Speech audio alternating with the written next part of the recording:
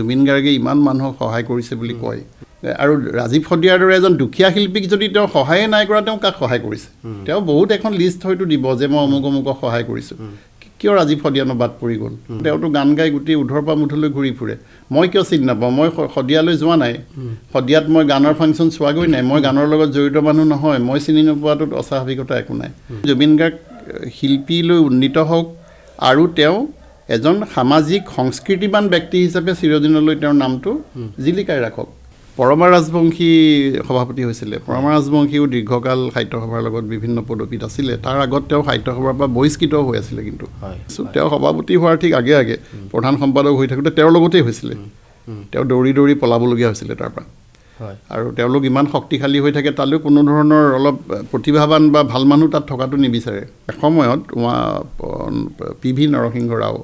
যেতিয়া প্ৰধানমন্ত্ৰী আছিলে প্ৰধানমন্ত্ৰী থাকোঁতে বিদেশ ভ্ৰমণলৈ গৈ থাকে নহয় তাত মানে পাশ্চাত্যৰ ৱেষ্টাৰ্ণ সাংবাদিকবিলাকে মানে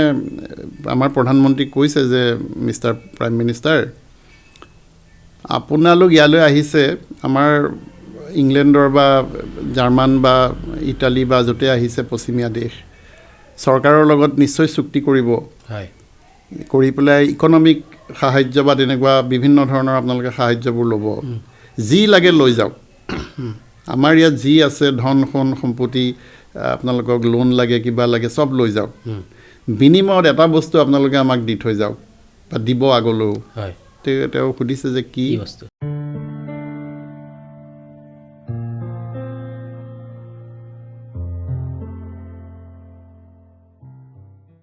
নমস্কাৰ আন্তৰিকৰ অন্যতা খণ্ডলৈ মই আপোনালোকক স্বাগতম জনাইছোঁ আজি আমাৰ সৈতে উপস্থিত আছে বিশিষ্ট চিকিৎসক সাহিত্যিক কবি লগতে প্ৰান্তিকৰ এক নিয়মীয়া লিখক ডক্টৰ হেমন্ত গোস্বামী ছাৰ আপোনাক প্ৰথমতে আমাৰ অনুষ্ঠানলৈ স্বাগতম জনাইছোঁ ধন্যবাদ আৰু আজি আপুনি যে আমাৰ ওচৰত আছে তাৰ বাবে আমি নথৈ আনন্দ লাভ কৰিছোঁ মোৰো ভাল লাগিছে আন্তৰিকৰ এই প্ৰচেষ্টাত মোৰ সামান্য সহযোগিতা আপোনালোকক আগবঢ়াম আৰু মোক মাতাৰ কাৰণে ইয়ালৈ মনৰ ভাৱ বিনিময় কৰিবৰ কাৰণে আন্তৰিক ধন্যবাদ জনাইছোঁ ধন্যবাদ ছাৰ তো ছাৰ আজি আমাৰ লগত উপস্থিত আছে গতিকে আমি আজি বিভিন্ন ধৰণৰ বিষয়ে আমি আলোচনা কৰিম ছাৰৰ লগত আৰু কেইবাটাও বিতৰ্কিত বিষয়ো আমি ছাৰৰ ওচৰত উপস্থাপন কৰিম আশা ৰাখিছোঁ আমি ছাৰৰ পৰা সদুত্তৰ পাম তেখেতে আমাক সুন্দৰকৈ কথাখিনি বুজাই দিব বা বিষয়টো বিশ্লেষণ কৰিব তো প্ৰথমতে আমি আগবাঢ়িম যিহেতু এতিয়া গ্ৰন্থমেলাৰ বতৰ চলি আছে আৰু ছাৰ প্ৰায় শেষেই হ'ল বাৰু গ্ৰন্থমেলাখিনি বিভিন্ন ঠাইত চলি আছে বেলেগ বেলেগ জেগাত চলি আছে হয় তো আপোনাক মই ফেচবুকত দেখিছোঁ আপুনি কেইবাখনো গ্ৰন্থমেলাত গৈছে ছাৰ হয় আপোনাৰ ফটো দেখিছোঁ তো আপোনাৰ এখন নতুন কিতাপো ইতিমধ্যে ছাৰ হয় প্ৰকাশ পাইছে পাৰ হৈ গ'ল ধুমুহাই বনলতাই প্ৰকাশ কৰিছে হয় আমি দেখিবলৈ পাইছোঁ দৰ্শকৰ পৰা যথেষ্ট আপুনি ভাল সমাদৰ লাভ কৰিছে কিতাপখনত হয় তো প্ৰথমতে আমাৰ অনুষ্ঠান আৰম্ভ কৰাৰ আগতেই যদি আপুনি কিতাপখনৰ বিষয়ে আমাৰ দৰ্শকসকলক অলপ জনায় কিতাপখনতনো কি আছে হয় সেইটো সুযোগ আচলতে মই সুযোগ বুলিয়ে ক'ম কাৰণ কিতাপ এখনৰ সদায় প্ৰকাশ হোৱাৰ পিছত তাৰ বিজ্ঞাপনৰ প্ৰয়োজন থাকে প্ৰচাৰৰ প্ৰয়োজন থাকে আপোনালোকে সেইটো সুবিধা দিছে কিতাপখনৰ বিষয়ে মোক সামান্য ক'বৰ কাৰণে ইতিমধ্যে কিতাপখনে এটা গতি লাভ কৰিছে আমি গম পোৱা মতে প্ৰকাশকে কোৱা মতে কিতাপখনৰ বিক্ৰী যথেষ্ট ভাল হৈছে কিয় ভাল হৈছে এইটো কেইবাটাও তাত কাৰণ আছে এটা হৈছে এই গোটেই কাহিনীটো মই অলপ আগৰ পৰা ক'ব লাগিব 2005 চন মানতে মই সন্তান নামৰ এটা গল্প লিখিছিলোঁ সন্তান সেই গল্পটো মই সেই সময়ত সচৰাচৰ মোৰ বেছিভাগ লেখা প্ৰান্তিকত প্ৰকাশ হয় গতিকে মই সন্তান গল্পটো প্ৰান্তিকলৈ পঠাই দিলোঁ প্ৰান্তিকৰ সম্পাদক মহোদয়ে মোক মাতি পঠিয়ালে মাতি পঠাই মোক ক'লে যে এই গল্পটোৰ মাজত এখন উপন্যাস সোমাই আছে গতিকে গল্পটো মই এনেকৈ প্ৰকাশ কৰি শেষ কৰি নিদিওঁ এইটো এখন উপন্যাস কৰিবলৈ তুমি যত্ন কৰা তেখেতে খুব মৰম কৰিছিলে আচলতে প্ৰদীপ বৰুৱাদেৱ তেখেত সম্পাদক এতিয়া মই অৱশ্যে ভৱেন শইকীয়া ছাৰ থকা দিনৰ পৰা লিখা মেলা কৰিছোঁ কিন্তু এতিয়া ভৱেন শইকীয়া ছাৰ নাই যদিও প্ৰদীপ বৰুৱাদেৱ আছে তেখেতে মোক সেই উপদেশটো দিলে কিন্তু কথাটো হ'ল কি সেই উপন্যাস কৰাৰ প্ৰচেষ্টাটোত মই প্ৰায় এবছৰ যুঁজবাগৰ কৰি থাকিলোঁ কিন্তু গল্পটোক মই এটা শাৰীও উপন্যাসলৈ পৰিৱৰ্তন কৰিব নোৱাৰিলোঁ আৰু সেই এবছৰত মোৰ এটা মানে অন্য দিশত অকণমান মোৰ এটা ক্ষতি হ'ল কি উপন্যাস কৰিবলৈ লাগি থকাৰ কাৰণে মই বেলেগ একো লিখিব নোৱাৰা হ'লোঁ এক বছৰমান যোৱাৰ পিছত মোৰ মনটো বেয়া লাগিলে যে মই উপন্যাসখনতে ভাবি একো কৰিব পৰা নাই বেলেগো একো লিখিব পৰা নাই আৰু মইতো আকৌ প্ৰান্তিকক ক'বও নোৱাৰোঁ সেইটো বিষয়ে যে মই এইটো আৰু গল্প হিচাপে উলিয়াওক বুলি তেতিয়া মই আমাৰ অসম কাকতত নগেন শইকীয়া ছাৰ তেতিয়া তাৰ সম্পাদক আছিলে মই এদিন ছাৰৰ ওচৰলৈ গল্পটো লৈ গ'লোঁ ছাৰে মোক ক'লে যে তুমি মোক এদিন সময় দিয়া মই পঢ়ি পেলাই জনাম ছাৰে পঢ়ি ক'লে যে মই গোটেই কথাটোৱে কৈছিলোঁ যে উপন্যাসৰ কথা এটা মোক কৈ আছে তেতিয়া ছাৰে ক'লে যে এটা কথা মই এইটো গল্প হিচাপে প্ৰকাশ কৰি তোমাক মুক্ত কৰি দিওঁ প্ৰথম কথা তুমি এটা বান্ধোনত সোমাই আছা মুক্ত কৰি দিম প্ৰকাশ কৰোঁ মই ভাল প্লট তাৰমানে কৰিব লাগে কৰিম আৰু তেখেতে কৈছে যে এইটো ভাল গল্প হিচাপেও ভাল মই প্ৰকাশ কৰি তোমাক মুক্ত কৰি দিওঁ যিটো বান্ধোনত সোমাই হৈ আছা সেই কথাটো কৈছে কিন্তু ইয়াৰ পিছতো তুমি এইখন উপন্যাস কৰাৰ চেষ্টাটো কিন্তু তুমি ৰাখিবা কাৰণ প্ৰকাশ কৰি নিদিলে মই বান্ধোনত আছোঁ নহয় তেখেতৰ সেই কথাটো মোৰ ভাল লাগিলে তাৰপিছত তেখেতে সেইটো 2006 চনত প্ৰকাশ কৰি দিলে প্ৰথম গল্প হৈ সেইটো ওলাই গ'ল আমাৰ অসমৰ এখন পৰিপূৰিকা গল্প পৰিপূৰিকাত ওলালে তাৰপিছত মই এখন উপন্যাস কৰাৰ চিন্তা বাদ দিলোঁ আৰু বাদ দি মই অইন কথা হেৰিত লাগিলোঁ অলপমান প্ৰফেচনেল হেৰিটো আহিলোঁ বেছিকৈ লিখা মেলাটো অলপ কমিলেও ইতিমধ্যে সামাজিক মাধ্যম আহিলে লাহে লাহে সামাজিক মাধ্যম যেতিয়া ষ্ট্ৰং হৈ আহিল তেতিয়া লিখা মেলা স্বাভাৱিকতে কৰিলোঁ মনৰ ভাৱবোৰতো প্ৰকাশ কৰিয়েই থাকোঁ ফেচবুক গ্ৰন্থ সুবাস বুলি এটা ফেচবুকত গ্ৰুপ আছে বহুত জনপ্ৰিয় আৰু বহুত হাজাৰ তাত সদস্য আছে তো মই ভাবিলোঁ যে মোৰ আগৰ কিছু লেখা মই ইয়াতে দিওঁ প্ৰান্তিকৰ হেৰি বা অন্য হেৰি সেইধৰণে মই এবাৰ কি কৰিলোঁ এইটো যোৱা বছৰৰ কথা মই এই যিটো সন্তান নামৰ গল্প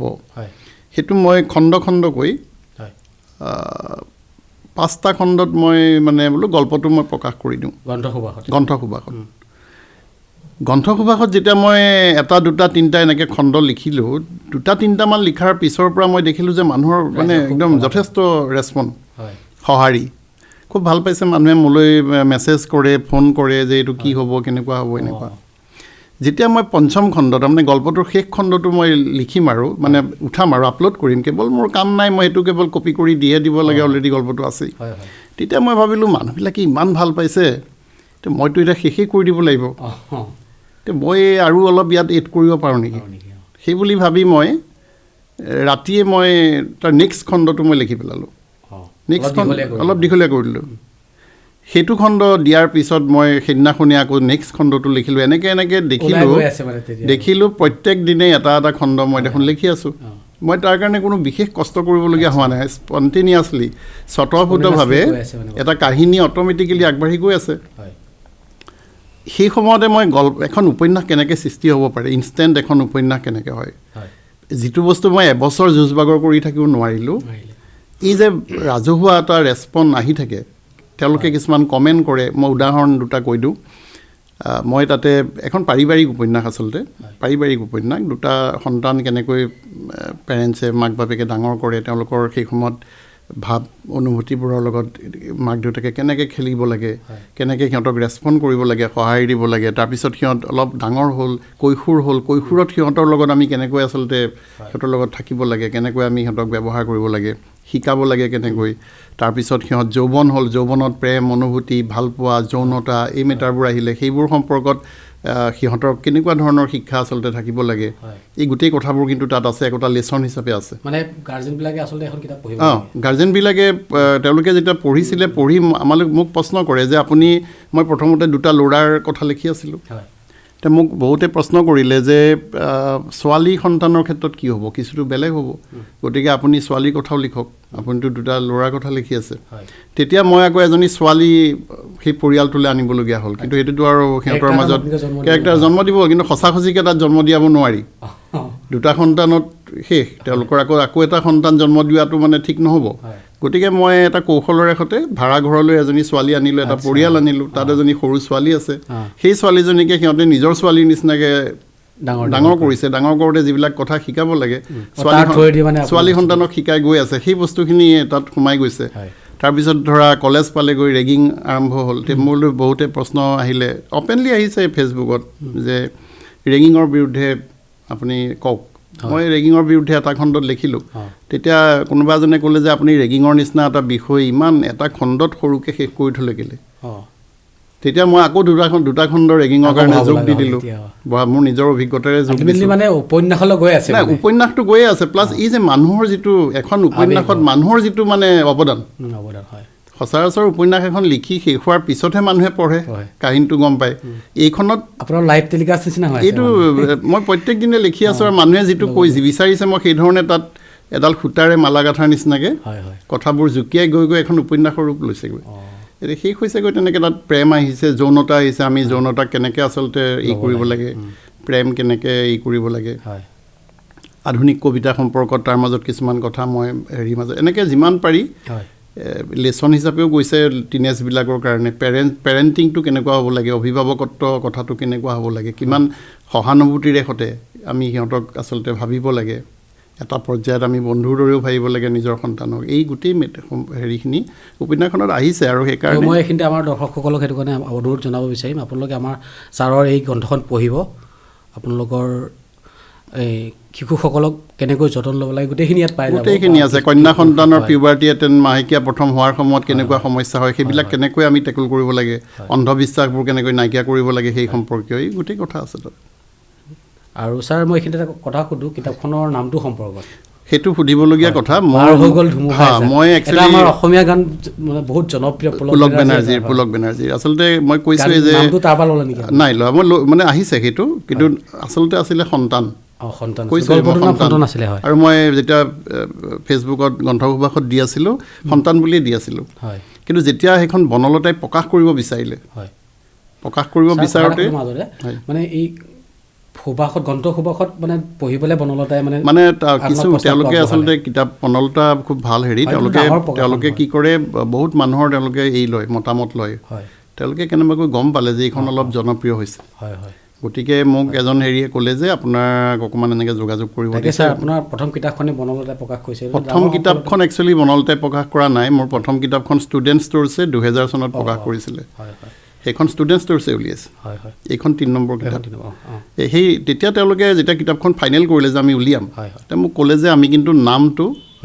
সন্তান বুলি আমি দিব নিবিচাৰোঁ কাৰণ আমাৰ অকণমান কমাৰ্চিয়েল কথা থাকে আপুনি নামটো সলাব লাগিব আপুনি অলপ চিন্তা কৰকচোন বেলেগ নাম দিব পাৰি নেকি মোৰ ঘপকৈ আৰু গান শুনি থাকোঁ খুব গান ভাল পাওঁ এদিন সেই সময়ত পুলক বেনাৰ্জী গান এটা বাজি আছিলে পাৰ হৈ গ'ল ধুনীয়া গান এতিয়া মই চিন্তা কৰিলোঁ মোৰ গোটেই কাহিনীটোৰ মাজত এটা ধুমুহা গোটেই পৰিয়ালটোৰ মাজেদি শেষৰ ফালে পাৰ হৈ গুচি যায় অলপ মিল আছে মানে মিল আছে এটা ধুমুহা পাৰ হৈ যায়গৈ গোটেই শেষৰ ফাললৈ পাৰ হৈ ধুনীয়াকৈ পাৰ হৈ যায় ধুমুহাটো গতিকে মই ভাবিলোঁ পাৰ হৈ গ'ল ধুমুহা এজাক দিব পাৰি তেওঁলোকে দিয়াৰ লগে লগে লৈ ল'লে কেটচ কৰিলে যে নাই এইটো একদম বঢ়িয়া নাম গতিকে নামটো তেনেকুৱা হ'ল আৰু তাৰপিছত ছাৰ আপোনাৰ এখন কবিতা আছিলে এখন প্ৰেমময় পৃথিৱী হয় ছাৰ সেইখন মই নগাঁৱৰ মানে মানুহ হিচাপে মোৰ বৰ দুখেৰে সৈতে এটা কথা ক'বলগীয়া হৈছে মোৰ কিতাপখন যোনে প্ৰকাশ কৰিছিলে তেওঁ অতি আকস্মিকভাৱে আজি এমাহ আগত ঢুকাই থাকিলে স্বৰ্গগামী হ'ল এমাহ আগত এজন সফল ডেকা তেওঁক নগাঁৱৰ অন্তত সকলোৱে চিনি পায় তেওঁ হৈছে মণ্টু বুক ষ্টলৰ মণ্টু শ্বেখ আপোনাৰ আত্মীয়টো পাইছিলোঁ হয় মণ্টু বুক ষ্টল মণ্টু শ্বেখৰ লগত মোৰ আত্মীয়তা আছিলে যথেষ্ট এজন অত্যন্ত পৰিশ্ৰমী উদ্যোগী তেওঁ মানে ব্যৱসায়ী আৰু এজন ভাল শিক্ষক আছিলে আৰু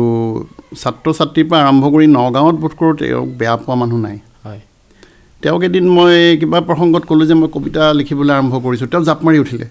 বোলে নাই নাই নাই নাই আপুনি চব কৰক কবিতা নিলিখিব বোলো কিয় তেনেকৈ কৈছে সেইটোৱে বোলো কিয় কৈছে কবিতা কোনেও নুবুজে নহয় আধুনিক কবিতা ইমান দুৰ্বোধ্য আমাৰ লগৰ কোনেও নপঢ়ে ময়ো নপঢ়োঁ আপুনিও নিলিখিব আপুনি নিলিখিব এনেকৈ ক'লে মই তেতিয়া ক'লোঁ যে নহয় কবিতা যে দুৰ্বোধ্য হ'বই লাগিব এনেকুৱা নহয় মই আপোনালোকৰ সেই ধাৰণাটো ভাঙি দিম মই ইমান সহজ সৰলভাৱে লিখিম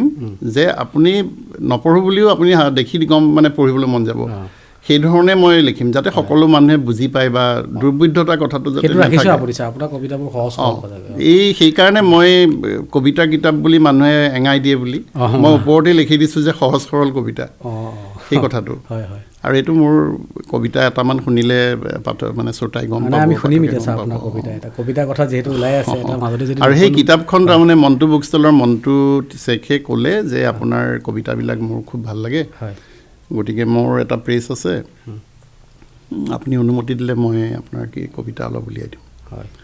মই ভালেই পালোঁ মই বোলো ঠিক আছে উলিয়াই দিয়া তেওঁ খুব সুন্দৰকৈ কিন্তু ইমান প্ৰিণ্টিং ইমান ভাল কৰিছে গেটআপটো যথেষ্ট ভাল কিতাপখনৰ তো সেইটো কাৰণে মই তেওঁৰ ওচৰত যথেষ্ট কৃতজ্ঞ কিন্তু মোৰ খুব দুখ লাগে অতি আকস্মিকভাৱে তৎক্ষণাত ঢুকালে আৰু এইটো মোৰ কাৰণে অতি বেদনাদায়ক মই আচলতে আক্ষৰিক অৰ্থত যিটো একেবাৰে মানে আখৰ এখতে লিখোঁতে যিটো কান্দা বুলি কোৱা হয় আমাক এনেই মইতো চিকিৎসক মানুহ আমাৰ মৃত্যু সদায় দেখি থাকোঁ ভয়াৱহ মৃত্যুৰ আমি সন্মুখ দেখিয়ে থাকোঁ এনেকুৱা আমি ইমান আৱেগিক হৈ নাযাওঁ কিন্তু মন্টু শ্বেখ ঢুকোৱাৰ খবৰ পাওঁতে মই কান্দি পেলাইছোঁ তেওঁৰ বয়স 52 বছৰমান হৈছিলে ডেকা হৈ আছিলে বেয়া লাগে এইকাৰণে এনিৱে তো এটা কবিতা এটা শুনিম ছাৰ কবিতা এটা ঠিক আছে মই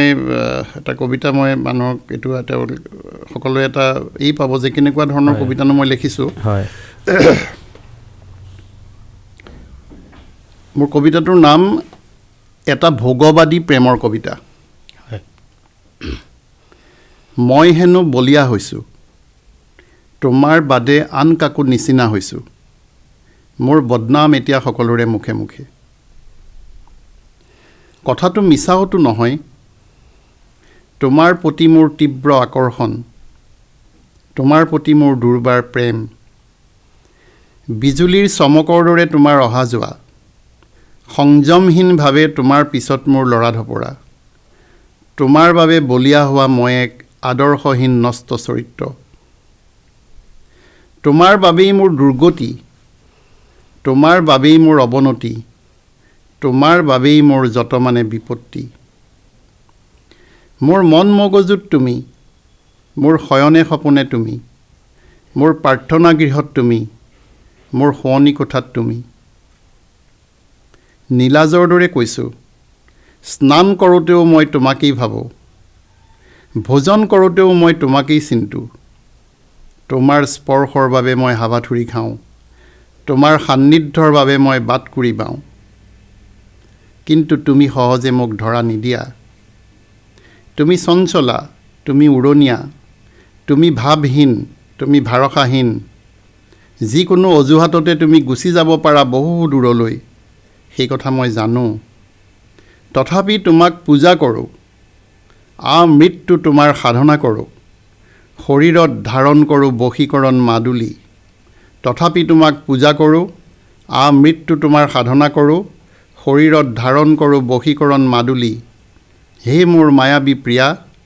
তোমাৰ নাম টকা তোমাৰ নাম টকা মই বেলেগ কিবাহে ভাবি আছিলোঁ ছাৰ তোৰো ইমান ধুনীয়া ৰোমান্টিক কবিতা এইটো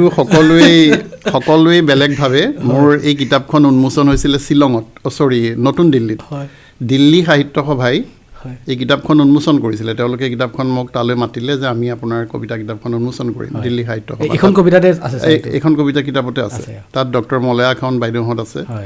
কৰ্ণেল জিতেন হাজৰিকাহঁত তাত আছিলে তাত এটা সুন্দৰ ভাল ডাঙৰ এটা ভব্য অনুষ্ঠান হৈছিলে আৰু তাত কি হৈছিলে মানে মোৰ শ্বিলঙত এনেকুৱা ডিচেম্বৰ মাহত বহুত ঠাণ্ডা মই গৈ পোৱাৰ পিছতে মোৰ মাতটো ভাঙি গ'ল তো মই ভালকৈ এই কৰিব পৰা নাই মোৰ পৰিবাৰ গৈছিলে পল্লৱীয়ে তাত এই কবিতাটো মাতিছিলে মানে যেতিয়া কিতাপ উন্মোচন হৈছে তাৰ পিছতে এইটো যেতিয়া লাষ্টত হে মোৰ মায়াবী প্ৰিয়া তোমাৰ নাম টকা বুলি কৈ দিয়ে নহয় মানে মানুহবোৰ মানে হাত তালি যদি থিয় হৈ গৈছে কৈছে যে বাপৰে আমিতো ভবা নাছিলোঁ আমি সম্পূৰ্ণ এটা ব্যক্তিগত প্ৰেমৰ কিবা কথা কাহিনী চাগে কৈ আছে আৰু সকলোৰে লগত টকাটো মিলি যায়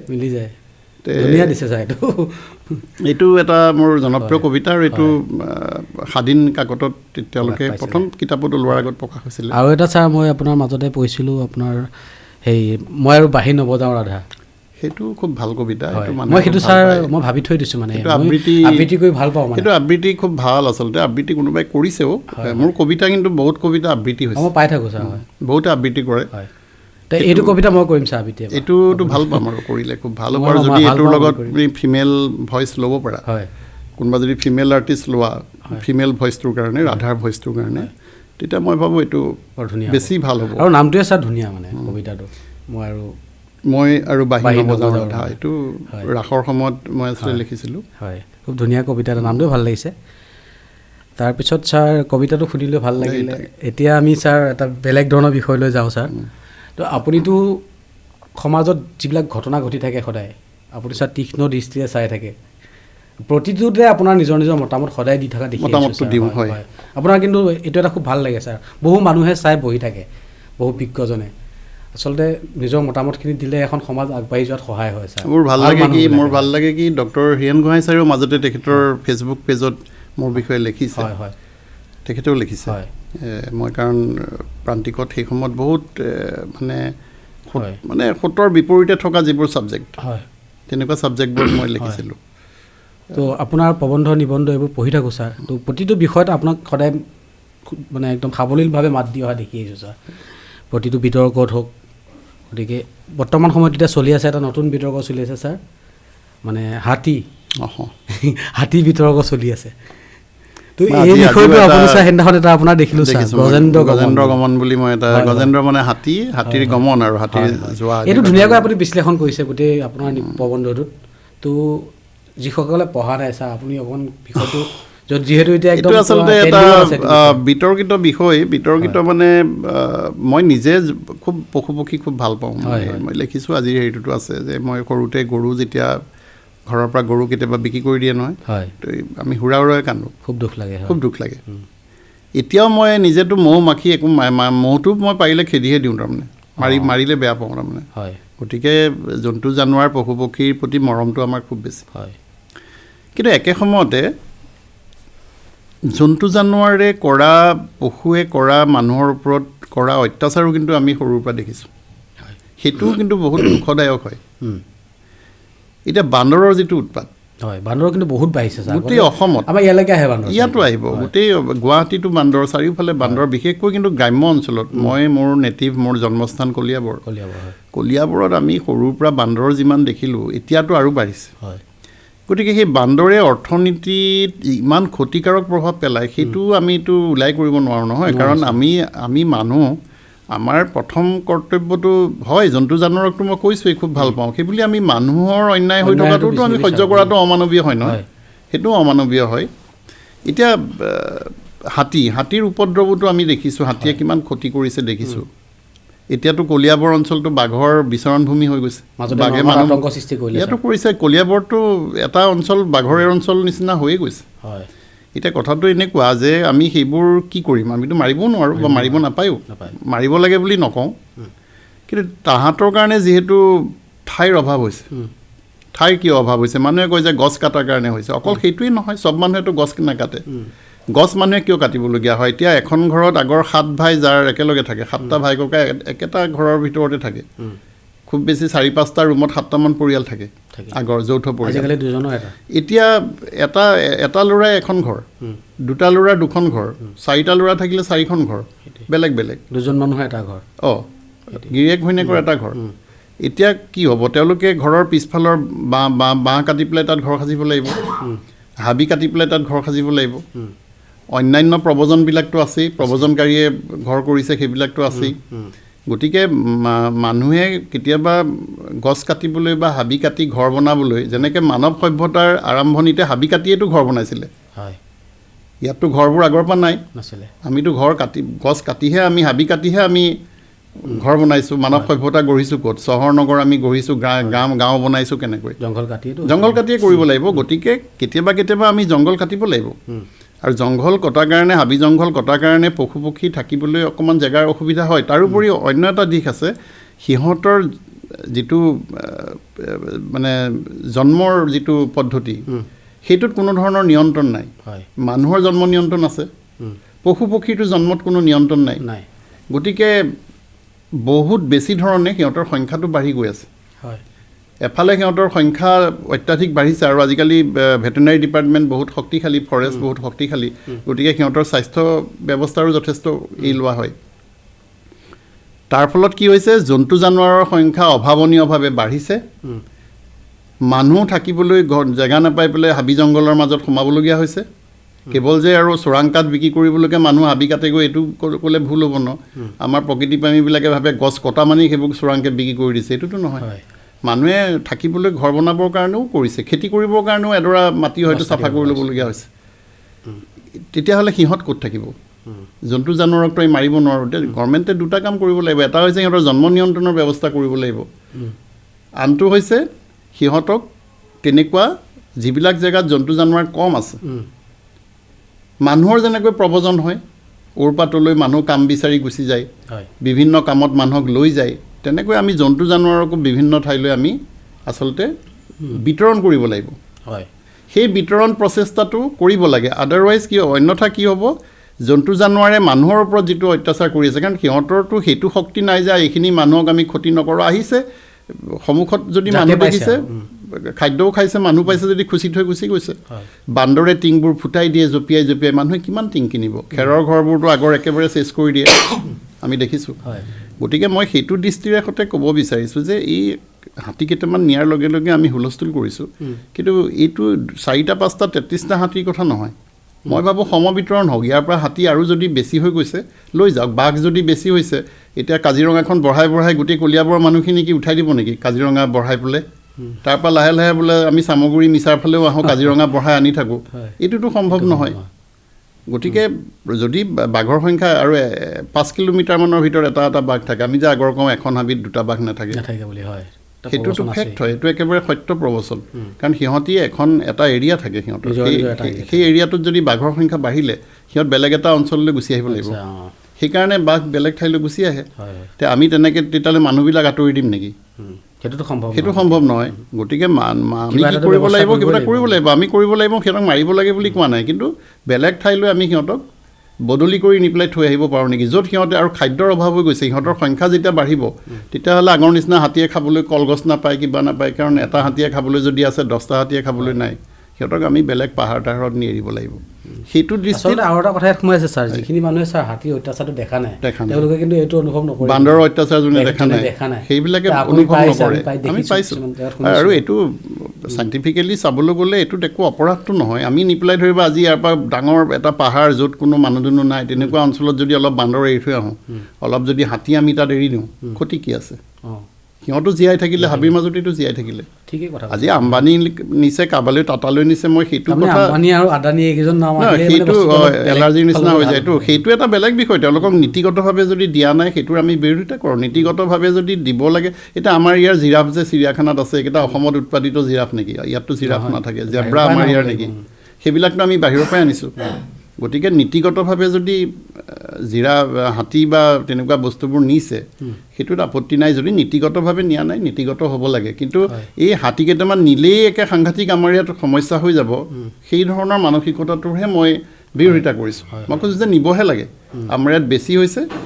গতিকে অলপ নি পেলাই সিহঁতক ভাল জেগাত য'ত খাদ্য বেছিকৈ পায় তেনেকুৱা পাহাৰ পৰ্বতত নি পেলাই সিহঁতক এৰি দিব পাৰিলে বেয়া নহয় হাতীকেইটা নিছে কিবা নাই চিৰিয়াখানালৈ নিছে নাই ইমান ইছ্যু কৰিবলগীয়া নহয় কিন্তু আমি তেওঁলোকে সেই মানুহখিনি যিখিনি এইটো ইছ্যু কৰে তেওঁলোকে মানুহৰ ওপৰত হোৱা ক্ষতিটো আজি যুগ যুগ ধৰি হৈ আছে এইটোৰ ওপৰত কিয় মাত নামাতে ব্যৱস্থা কিয় নলয় মই চৰকাৰকো কওঁ চৰকাৰেও ব্যৱস্থা ল'ব লাগে যে ইমান মানুহক অত্যাচাৰ আজিকালি চব্জি তব্জি কোনেও একো গাঁৱত কৰিবই নোৱাৰে চব বান্দৰে শেষ কৰি দিয়ে বন গাহৰিবোৰে চব খেতি শেষ কৰি দিয়ে হাতীয়ে খেতি শেষ কৰি দিয়ে সেইটোৰ বিষয়ে চৰকাৰেতো ভাবিব লাগিব ন ৰাইজেও ভাবিব লাগিব চৰকাৰেও ভাবিব লাগিব সেইটো দৃষ্টিত মই আজি এইটো লিখিছোঁ কিন্তু ছাৰ এই 30টা বা 25টা হাতী লৈ গ'লে কিন্তু নহয় এইটো এটা চিম্বলিক মই কৈছোঁ যে এই যে নিছে এইকেইটাতো কোনোবাই কাৰোবাৰ চিৰিয়াখানালৈ নিছে কিন্তু সেইটো এটা মানে সমাধান হ'ব নোৱাৰে কিন্তু নহয় বেলেগ চৰকাৰে ব্যৱস্থা কৰিব লাগিব মই কৈছোঁ আৰু কেনেকৈ আমি বিতৰণ বেলেগ ঠাইলৈ সৰহকৈ কৰিব পাৰোঁ আজি এটা কথা হয়তো ৰাইজে নাজানে তেজপুৰৰ ফালৰ পৰা আৰ্মি কেম্পবিলাকত যিটো উৎপাত কৰে বান্দৰে তাহাঁতি বান্দৰবোৰ আনি পেলাই গাড়ীৰে সৈতে আমাৰ নগাঁৱৰ বৰঘাট তৰঘাট এৰিয়াত এৰি দিয়ে মানুহে দেখিছে গাড়ীত উঠাই লৈ আহে ঢেৰ বান্দৰ আনি পেলাই ইয়াত গাড়ীয়ে এৰি দিয়ে কাৰণ তাত সিহঁতৰ তাত আৰ্মিত তাত অসুবিধা হয় বহুত বান্দৰ গতিকে এৰি দিয়া যিটো পদ্ধতি এইটো আমিও নি পেলাই ইয়াৰ পৰা কোনোবা এটা দূৰৰ পাহাৰত যদি আমি এৰি দিব পাৰোঁ য'ত মানে মানুহৰ কোনো জনবসতি নাই সিহঁতি তাতে খাই বৈ থাকক এইটো চিম্বলিক হয় 5টা 33টা হাতী লৈ গৈছে মই কৈছোঁ নিয়া পদ্ধতিটো আমি বাধা দিব এইটো ভুল হ'ব পাৰে কিবা কাৰণে আমদানি যাকে নিদিয়ক কিন্তু হাতী বা হেৰিক ইয়াৰ পৰা অলপ নিব লাগে সেই কথাটো মই কৈছোঁ হয় সেইটো হয় কিন্তু সেইটোৱে আৰু এটাৰ প্ৰজনন ক্ষমতাটোৰ ক্ষেত্ৰত অলপ এই কৰিব লাগে আমাৰ যেনেকৈ জন্ম নিয়ন্ত্ৰণ মানুহৰ হয় তাহাঁতৰ বান্দৰৰ ছাৰ বহু বান্দৰৰটো জন্ম নিয়ন্ত্ৰণৰ ক্ষেত্ৰত ভাবিবই লাগে তাৰমানে সেইটো এটা বৰ মানে বহুত বেছি হৈছে হয় তো ছাৰ এইটো কথা আমি গম পালোঁ এতিয়া আমি আৰু এটা বিষয় ছাৰ বিতৰ্কিত বিষয় আৰু এটা মানে আপুনি মাত মাতি থাকে মানে কাৰণে মই আপোনাক আমি সমাজ পাতি যেতিয়া থাকিম তাত বিতৰ্ক বাদ দি আমি চলিব নোৱাৰোঁ আৰু যোনে বিতৰ্ক বাদ দি চলে সেইবিলাক মানুহে আচলতে সামাজিক মানে তেওঁলোকে পলায়নবাদী বুলি মই কওঁ বিতৰ্ক থাকিব আমি বিতৰ্কত ভাগ নল'লে বিতৰ্কত মোৰ মনৰ ভাৱটো বিতৰ্ক মানে এইটো কাজিয়া কৰা নহয় ন আমি স্বাধীনভাৱে বাক স্বাধীনতা যিহেতু আছে মনৰ ভাৱটো আমি প্ৰকাশ কৰিব লাগে আৰু তাৰ সৈতে যদি সমাজখন ক'ৰবাত অকণ সংশোধন হয় কোনোবা ব্যক্তিৰ ওপৰত যদি তাৰ অকণ পজিটিভ প্ৰভাৱ পৰে যোগাত্মক প্ৰভাৱ সেইটো আমি সেই সুবিধাটো আমি ল'ব লাগে তাৰমানে ছাৰ আপুনি ছ'চিয়েল মিডিয়াত সক্ৰিয় হৈ থাকে সেইটো কাৰণে মই আপোনাক সুধিব বিচাৰিছোঁ মানে বৰ্তমান সময়ত জুবিন গাৰ্গ আৰু ৰাজীৱ খদিয়া বৰ্তমান একদম ট্ৰেণ্ডিঙত আছে মানে জুবিন গাৰ্গে তেখেতক এবাৰ চিনি নাপাওঁ বুলি ক'লে সেইটো কথাক লৈ মানে এইটো মই মানে জুবিন গাৰ্গৰ হৈও ক'ব বিচাৰে বা আপোনাৰ ৰাজীৱ খদিয়া তাকেই আচল ছাৰ ঘটনাটো হ'ব লাগিছিল কেনেকুৱা মানে ছাৰ এইটো বেছি হৈ যোৱা নাই অলপ জোখতকৈ মানে এইটো জোখতকৈ আচলতে বেছি হৈছে এইটোত বহুত ধৰণৰ কথা থাকে মই জুবিন গাৰ্গক লৈ মানে কথা ক'বলৈ বহুতে ভয় বুলি কয় যে কথা ক'লে তেওঁৰ ফেন ক্লাব আছে তেওঁলোকে এইটো লৈ মই খুব এটা মই নাভাবোঁ মই ফেন ক্লাবৰ ওপৰত তেওঁলোকৰ মানে ছাপোৰ্টাৰবিলাকৰ ওপৰত কি হয় সেইটো বেলেগ কথা মই আশা কৰিম যে জুবিন গাৰ্গৰ দৰে এজন শিল্পী যাৰ প্ৰতি মোৰ ব্যক্তিগতভাৱেও বহুত মৰম আছে আচলতে কাৰণ আমি গান ভাল পোৱা মানুহ আৰু জুবিন গাৰ্গৰ গান আমি শুনো আৰু শুনাই নহয় নিজে আমি যথেষ্ট মানে গুণগুণাবলৈও যত্ন কৰোঁ গাব নোৱাৰিলেও গতিকে যথেষ্ট ভাল গান তেওঁ গাই গৈছে কৰিছে কিন্তু মই নিজে মন কৰিছোঁ যে শিল্পী বুলি কোৱাৰ লগে লগে শিল্পীৰ একোটা সামাজিক দায়বদ্ধতাও কিন্তু থাকিব লাগে একেবাৰে তেতিয়াহে শিল্পী এনেই তেওঁ গায়কৰ পৰ্যায়তে থাকিব শিল্পী শব্দটো এই কথাটো খুব ওলাই আছে গণশিল্পী শিল্পী সেইটোৱে মানে যাৰ সামাজিক দায়বদ্ধতা থাকে তেওঁলোকে শিল্পী পৰ্যায়লৈ যায়গৈ জ্যোতিপ্ৰসাদ আগৰৱালা শিল্পী এইবুলি সকলো গায়কেইটো আৰু জ্যোতিপ্ৰসাদ আগৰৱালাৰ দৰে শিল্পী সুলভ হ'ব নোৱাৰে কিন্তু ভূপেন হাজৰিকাৰ দৰে হ'ব নোৱাৰে কিন্তু আমি আশা কৰোঁ যে এজন গায়কে তেওঁৰ উত্তৰণ ঘটাই শিল্পীৰ পৰ্যায়লৈ যাতে তেওঁ নিজকে উন্নীত কৰিব পাৰে সেইটো আমি আশা কৰোঁ আৰু তেওঁলোকৰ বিশেষকৈ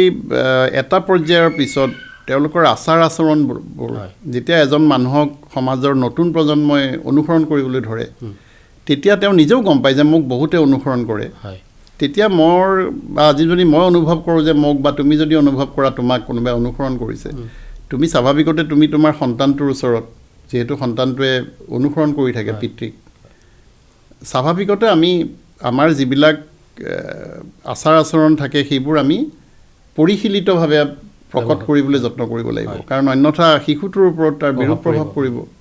মোৰ মুদ্ৰা দোষটো শিশুটোৱে ফ'ল' কৰিব নহয় গ্ৰহণ কৰিব মোৰ কথা কওঁতে যদি মুদ্ৰা দোষ আছে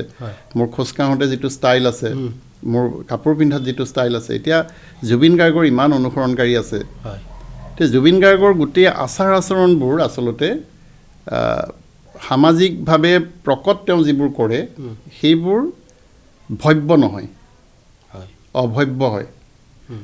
কাৰণ যিবোৰ তেওঁ নক'বলগীয়া যিবোৰ শব্দক আমাৰ অশ্লীল শব্দ বুলি কোৱা হয় সেই অশ্লীল শব্দবোৰ তেওঁ বহুত মুকলিভাৱে প্ৰয়োগ কৰে যদি সেইখিনি কথা সকলোৱে ক'ব পৰা ধৰণৰ কথা হয় তেতিয়াতো চবেই ক'লেহেঁতেন নকয় কাৰণ আমি সেইকাৰণেই আমি মানুহ নহ'লে আমি অমানুহ হ'লোহেঁতেন অমানুহ শব্দটো আমাৰ লগত লগ খালেহেঁতেন আমি সমাজ পাতি সংস্কৃতিবান হিচাপে জীয়াই থাকিব জানো কাৰণেই আমি মানুহ যদি নাজানো আমি অসামাজিক প্ৰাণী আৰু অমানুহ এতিয়া আমি জুবিন গাৰ্গক আশা কৰিম জুবিন গাৰ্গ শিল্পীলৈ উন্নীত হওক আৰু তেওঁ এজন সামাজিক সংস্কৃতিবান ব্যক্তি হিচাপে চিৰদিনলৈ তেওঁৰ নামটো জিলিকাই ৰাখক সেইটো যেতিয়া নকৰে বাৰম্বাৰ তেওঁক সেই বিষয়বিলাক সকীয়াই থকা হৈছে বিভিন্ন ব্যক্তিয়ে সকিয়াই আছে, আমিও লিখি আছোঁ। আমি লিখাৰ অৰ্থ এইটো নহয় যে আমি তেওঁৰ কিবা বেয়া পাওঁ। তাকে ছাৰ, মই সেইটো আপোনাক সুধিম বুলি ভাবি আছিলোঁ, জুবিন গাৰ্গ আচলতে আপোনাৰ শত্ৰু নে আপোনাৰ মিত্ৰ? আপুনি মোৰ মদাহী বুলি নক'লে কথাই নকয় কিন্তু ছাৰ জুবিন গাৰ্গ। মোৰ লগতে আপুনি ছাৰ খুব ভাল ভাল প্ৰশংসাও আপোনাক তেওঁক যথেষ্ট প্ৰশংসাও কৰিছোঁ। আৰু চবতকৈ ডাঙৰ কথা, জুবিন গাৰ্গৰ লগত অনুপৰতে যিজনে ড্ৰাম বজাই থাকে, পাৰ্থ গোস্বামী মোৰ নিজৰ ভতিজা। হয় হয়। তেওঁলোকৰ প্ৰতি মোৰ অত্যন্ত ভাল হেৰি আছে, মৰম আছে। জুবিন গাৰ্গ বয়সত আমাতকৈ বহুত সৰু, মৰম আছে। কিন্তু তেওঁ যিবিলাক কথা আমি দেখিছোঁ, যিবিলাক আজিকালি আৰু সহজ হ'ল কেলৈ, যে তোমালোকৰ এনেকুৱা যিবোৰ পডকাষ্ট আছে, পৰ্টেবল আছে, এইবিলাকত তেওঁৰ সৰু সৰু গোটেই অনুষ্ঠানবোৰো আমি দেখি থাকোঁ। তাত তেওঁ যি ধৰণৰ কথা কোৱাৰ, যি ধৰণৰ বেপৰোৱা ধৰণৰ কথা কোৱা, আৰু চবতকৈ ৰাজীৱ সদ্দিয়াৰ ক্ষেত্ৰত তেওঁ ভুল কৰিছে কি, এজন ব্যক্তি মৃত ব্যক্তি সম্পৰ্কত, মৃত ব্যক্তিৰ বিষয়ে যেতিয়া এসপ্তাহেই হোৱা নাছিলে শ্ৰদ্ধা জনাই বা কিবা এটা কোনোবাই সোধে, তেওঁৰ ভিতৰত যিয়ে নাথাকক, সেই তেওঁৰ শ্ৰদ্ধা প্ৰকট কৰাৰ যিটো কথা যিকেইটা তেওঁ ক'লে, সেইকেইটা আচলতে অত্যন্ত মানে নক'বলগীয়া ধৰণৰ আছিলে। সেই মুহূৰ্তত তেওঁৰ যিটো বডি লেংগুৱেজ আছিলে, সেই বডি লেংগুৱেজটোত সেই মৃত ব্যক্তিজনৰ প্ৰতি কোনো শ্ৰদ্ধা প্ৰকাশ হোৱা নাছিলে। আমাৰ বেয়া লাগিছিলে সেইটো। তেওঁ তেখেতক চিনি নোপোৱাটো ডাঙৰ কথা নহয়, একেবাৰে সৰু কথা। ৰাজীৱ সদ্দিয়াক ময়ো চিনি নাপাওঁ, মই লিখিছোঁ, ৰাজীৱ সদ্দিয়াৰ বিষয়ে মই নাজানো। কিন্তু যেতিয়া মই গম পাইছোঁ তেওঁ এজন শিল্পী হয়, যি নহওক তেওঁ এজন গায়ক হয়, আৰু তেওঁ ঢুকাই গ'ল আকস্মিকভাৱে, সেই মানুহজনৰ বিষয়ে মই শ্ৰদ্ধা জনাবলৈ যদি মোক কোনোবাই কিবা এটা সোধে, মই যদি অৱজ্ঞাসূচকভাৱে কৈ থওঁ, মই তেওঁক নাজানোৱেই, মই কি ক'ম, তেওঁৰ বিষয়ে মোৰ একো ক'বলগীয়া নাই, সেইটো উচিত নহয়। যেনেকেই নহওক, এজন ব্যক্তি যদি ঢুকাইছে বুলি গম পাওঁ, আমি চিনাকি অচিনাকি আমি তেওঁৰ আত্মাৰ সদ্গতি কামনা কৰোঁ। আৰু তেওঁ যিটো বাক্য ক'লে যে ৰাজীৱ সদ্দিয়াই মানে বাকীখিনিতো খালী ঠাই পূৰ কৰাৰ নিচিনা হৈ থাকিলে, যে ময়োতো ঢেৰ জাতীয় গান গাইছোঁ, তাৰমানে ময়োতো গাইছোঁ, তো ৰাজীৱ সদ্দিয়াই গোৱাটো কি ডাঙৰ কথা হ'ল? তেওঁৰ খালী ঠাই পূৰ কৰাখিনি তেনেকুৱা বাক্য হ'ব, সেইটো আৰু মানুহে বুজি গ'ল না, সেইটো নক'বলগীয়া কথা কৈছে। সেইখিনি সময়ত সেই কথাটো মানে শোভা নাপায়, একেবাৰে শোভা নাপায়, আৰু অত্যন্ত আচলতে সেইটো কাৰণে ছাৰ জুবিন গাৰ্গৰ ইমান ফেন আছিল, কিন্তু এই কথাটোত কিন্তু মানে তেওঁৰ ফেনবিলাকেও মানে সহজে ল'ব পাৰে। আৰু ইমান মোৰ বেয়া লাগিছে, মই যেতিয়া ৰাজীৱ সদ্দিয়াৰ ঘৰটো সেইদিনা মই দেখা পাইছোঁ, কোনোবা তেনেকুৱা পৰ্টেবল হেৰিয়ে দেখুৱাইছিলে তোমালোকৰ পডকাষ্টে, তেওঁ যথেষ্ট দাৰিদ্ৰতাৰ লগত যুঁজি আছিলে। তেওঁ অতি দৰিদ্ৰ পৰিয়ালত তেওঁ হৈছে, কিন্তু ইমান গান গোৱা মানুহ, জুবিন গাৰ্গে ইমান মানুহক সহায় কৰিছে বুলি কয়। তেওঁ ৰাজীৱ সদ্দিয়াকো সহায় কৰিব পাৰিলেহেঁতেন। তেওঁ ৰাজীৱ সদ্দিয়াক চিনি নাপাওঁ বুলি ক'লে আচৰিত লাগে, কাৰণ তেওঁতো গান গাই গোটেই উধৰ পৰা মুধলৈ ঘূৰি ফুৰে। মই কিয় চিনি নাপাওঁ? মই সদ্দিয়ালৈ যোৱা নাই, সদ্দিয়াত মই গানৰ ফাংচন চোৱাগৈ নাই, মই গানৰ লগত জড়িত মানুহ নহয়, মই চিনি নোপোৱাটোত অস্বাভাৱিকতা একো নাই। জুবিন গাৰ্গে তেওঁ ৰাজীৱ সদ্দিয়াৰ কেছেটত নিজৰ গানো আছে, আৰু তেওঁ গোটেইখন ডিব্ৰুগড় তিনিচুকীয়া গান গাই ঘূৰি ফুৰে। গতিকে ক'ত কেনেকুৱা প্ৰতিভা আছে তেওঁ নিজে উলিয়াইহে আনিব লাগে। আৰু ৰাজীৱ সদ্দিয়াৰ দৰে এজন দুখীয়া শিল্পীক যদি তেওঁ সহায়ে নাই কৰা, তেওঁ কাক সহায় কৰিছে? তেওঁ বহুত এখন লিষ্ট হয়তো দিব যে মই অমুকক সহায় কৰিছোঁ, কিয় ৰাজীৱ সদ্দিয়ানো বাদ পৰি গ'ল? গতিকে এনেকুৱা বহুত কথা আছে। কিন্তু মই এতিয়াও আশা কৰিম যে জুবিন গাৰ্গৰ মাতৰ যিটো মানে তেওঁৰ যিটো স্কিল, এইবিলাক যিবিলাক থাকিব লাগে, সেইখিনি কিন্তু এতিয়া তেওঁৰ দ্ৰুতভাৱে অৱনমিত হৈছে। যেতিয়া ষ্টেজত তেওঁ গান পৰিৱেশন কৰে, তেওঁ টানিবই নোৱাৰে। সিদিনা মই ৱেষ্ট বেংগলত তেওঁ কৰা এটা প্ৰগ্ৰেম দেখিলোঁ, এইটোতো বেয়া লগা হৈছে, তেওঁ গাবই নোৱাৰে গানটো। মায়াবিনী গানটো তেওঁ এনেকুৱাকৈ গালে যেন কোনোবা নজনা ল'ৰা এটাই গাই আছে, তেনেকুৱা লাগিলে শুনি। কমচে কম বাহিৰৰ এখন ৰাজ্যত গৈ তেনেকৈ হ'ব নালাগে, অনুশীলন কৰিব লাগিব। এতিয়াও যে তেওঁ অনুশীলন কৰিব নালাগে, তেওঁ আৰু বোলে মোৰ হৈ গ'ল আৰু মোৰ একো দৰকাৰ নাই, সেইটো যদি ভাবিছে ভুল। আমি এতিয়াও আশা কৰোঁ যে জুবিন গাৰ্গ আমাৰ অসমৰ এজন ভূপেন হাজৰিকাৰ পিছতে এজন মৰমৰ শিল্পী হৈ তেওঁ থাকক, অমৰ হওক, মৰমৰ শিল্পী হিচাপে অমৰ হওক,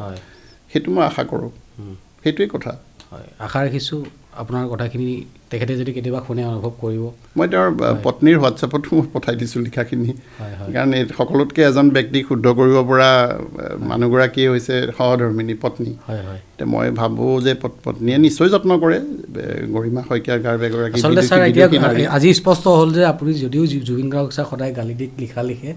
কিন্তু আচলতে তেখেতক এজন অভিভাৱক হিচাপেহে আপুনি অভিভাৱক হিচাপে আৰু মই তেওঁৰ ভালখিনিও যথেষ্ট লিখিছোঁ কিন্তু ভালখিনি সঁচাকৈ মানুহৰ চকুত নপৰে যেতিয়া বেয়াখিনিতে আপোনাৰ ভালখিনি সোমাই থাকে আৰু বিতৰ্কিত কথা আমি যেতিয়া তেওঁক অলপ সমালোচনা কৰোঁ তেতিয়া মানুহৰ বেছি চকুত পৰে কিন্তু মই ভালো তেওঁৰ বহুত লিখিছোঁ আৰু তেওঁৰ পত্নীলৈ মই পঠাই দিওঁ কাৰণ কিবা কাৰণে আৰু আপোনাৰ এই তেখেতৰ মাজত ডক্টৰেট ডিগ্ৰী পাওঁতে যিটো সৰলতাৰ কথা লিখিছে তেওঁৰ সেইটোৱেই তেওঁৰ যিখিনি সৰলভাৱে তাত গৈ যিখিনি USTMত কৈছিলে মই এইবিলাকো লিখিছোঁ মই ভালখিনিও লিখিছোঁ যিহেতু আপুনি হয় নিজেই এই হেৰিৰ লগত জড়িত সাহিত্য সভাৰ লগত জড়িত তো বৰ্তমান এটা এনেকুৱা পৰ্যায় পাইছেগৈ ছাৰ মাজতে এটা নিউজ যিটো পালোঁ সঁচাকৈ একেবাৰে লাজ পাবলগীয়া মানে বিষয় মানে হতাহতি পৰ্যায় পালে হতাহতি এতিয়াই নাই হোৱা আৰু আগতো হৈছে তাৰমানে আগতে বাৰু আমি শুনা নাছিলোঁ আগতো হৈছে বৰ বেছি দিনৰ কথা নহয় এইটো মানে চোৱা সাহিত্য সভাৰ বিষয়ে ক'বলৈ গ'লে মই গোটেই দিনটো কৈ থাকিলেও শেষ নহ'ব 5 মিনিটমানৰ ভিতৰতে ক'বলৈ চাম কথাটো হৈছে কি মই ডক্টৰ বীৰেন ভট্টাচাৰ্য ছাৰ সভাপতি থকা সময়ৰ পৰা ডক্টৰ মহেন্দ্ৰ বৰা ছাৰ সভাপতি থকা সময়ৰ পৰা সেই সময়ৰ পৰা আমি সাহিত্য সভাৰ লগত জড়িত নগেন শইকীয়া ছাৰ যেতিয়া আছিলে সেই সময়ৰ পৰা আমি জড়িত আৰু যথেষ্ট সদ্ভাৱ আছিলে ভাল আছিলে পৰমা ৰাজবংশী সভাপতি হৈছিলে পৰমা ৰাজবংশীও দীৰ্ঘকাল সাহিত্য সভাৰ লগত বিভিন্ন পদবীত আছিলে তাৰ আগত তেওঁ সাহিত্য সভাৰ পৰা বহিষ্কৃত হৈ আছিলে কিন্তু তোমালোকে জানান নাই মই নাজানো পৰমা ৰাজবংশী সাহিত্য সভাৰ পৰা বহুদিন বহিষ্কাৰ কৰি থৈছিলে তাৰপিছত তেওঁ আকৌ আহিলে আহি তেওঁ সাহিত্য সভাৰ সম্পাদক হ'ল তাৰপিছত তেওঁ সভাপতি হ'ল আৰু পৰমা ৰাজবংশী সভাপতি হোৱাৰ আগে আগে ডিব্ৰুগড়ৰ ফালে এখন হেৰিত তেখেতৰ সভাপতি দিনতে চা গোটেই পিকচাৰখন ওলাই গৈছে আৰু এই যে যিটো হতাহতি সেইটো পৰমা ৰাজবংশীৰ লগত ডিব্ৰুগড় দুলীয়াজানৰ ফালৰ মই একজেক্ট ঠাইখন পাহৰি গৈছোঁ তেওঁ সভাপতি হোৱাৰ ঠিক আগে আগে প্ৰধান সম্পাদক হৈ থাকোঁতে তেওঁৰ লগতেই হৈছিলে তেওঁ দৌৰি পলাবলগীয়া হৈছিলে তাৰ পৰা পতাকা উত্তোলনৰ সময়তে কিবা এটা ঘটনা ঘটিছিল পৰমা ৰাজবংশী মানে তাৰ পৰা দৌৰিবলগীয়া হৈছিলে যি নহওক বাৰু সেইবিলাক গ'ল পিছত পৰমা ৰাজবংশী যেতিয়া সভাপতি হ'ল আৰু মই তেওঁৰ লগত মোৰ খুব ঘনিষ্ঠতা আছিলে এসময়ত ওৱান্স আপন এ টাইম তেওঁ মোক তাৰ আমন্ত্ৰিত সদস্য কৰিও লৈছিলে সাহিত্য সভাৰ এক্সিকিউটিভৰ কিন্তু কিবা কিবি কাৰণত মই এখনমান মই এইখিনিও লিখিছোঁ কিন্তু মোৰ লিখা হৈ গৈছে অলৰেডি লিখি প্ৰকাশেই হৈছে মই তেওঁলোকৰ প্ৰথম এক্সিকিউটিভখনত থকাৰ পিছতে মই অনুভৱ কৰিলোঁ যে মোৰ নিচিনা মানুহ সাহিত্য সভাৰ এনেকুৱা মঞ্চত বা এনেকুৱা হেৰিত মই থাকিব নোৱাৰোঁ সংঘাতেই হৈ থাকিব সদায় গতিকে মই তাৰ পৰা ওলাই আহিছোঁ তাৰো আগতে ইয়াত যেতিয়া নগাঁও সাহিত্য সভাত উপেন্দ্ৰ বৰকটকী সভাপতি আছিলে সেই সময়তো মই ইয়াৰ সদস্য আছিলোঁ এক্সিকিউটিভৰ তেতিয়া মই দেখিছিলোঁ যে উপেন বৰকটকীৰ নিচিনা এজন অতি ঋষিতুল্য ব্যক্তি অতি সাধু ব্যক্তিক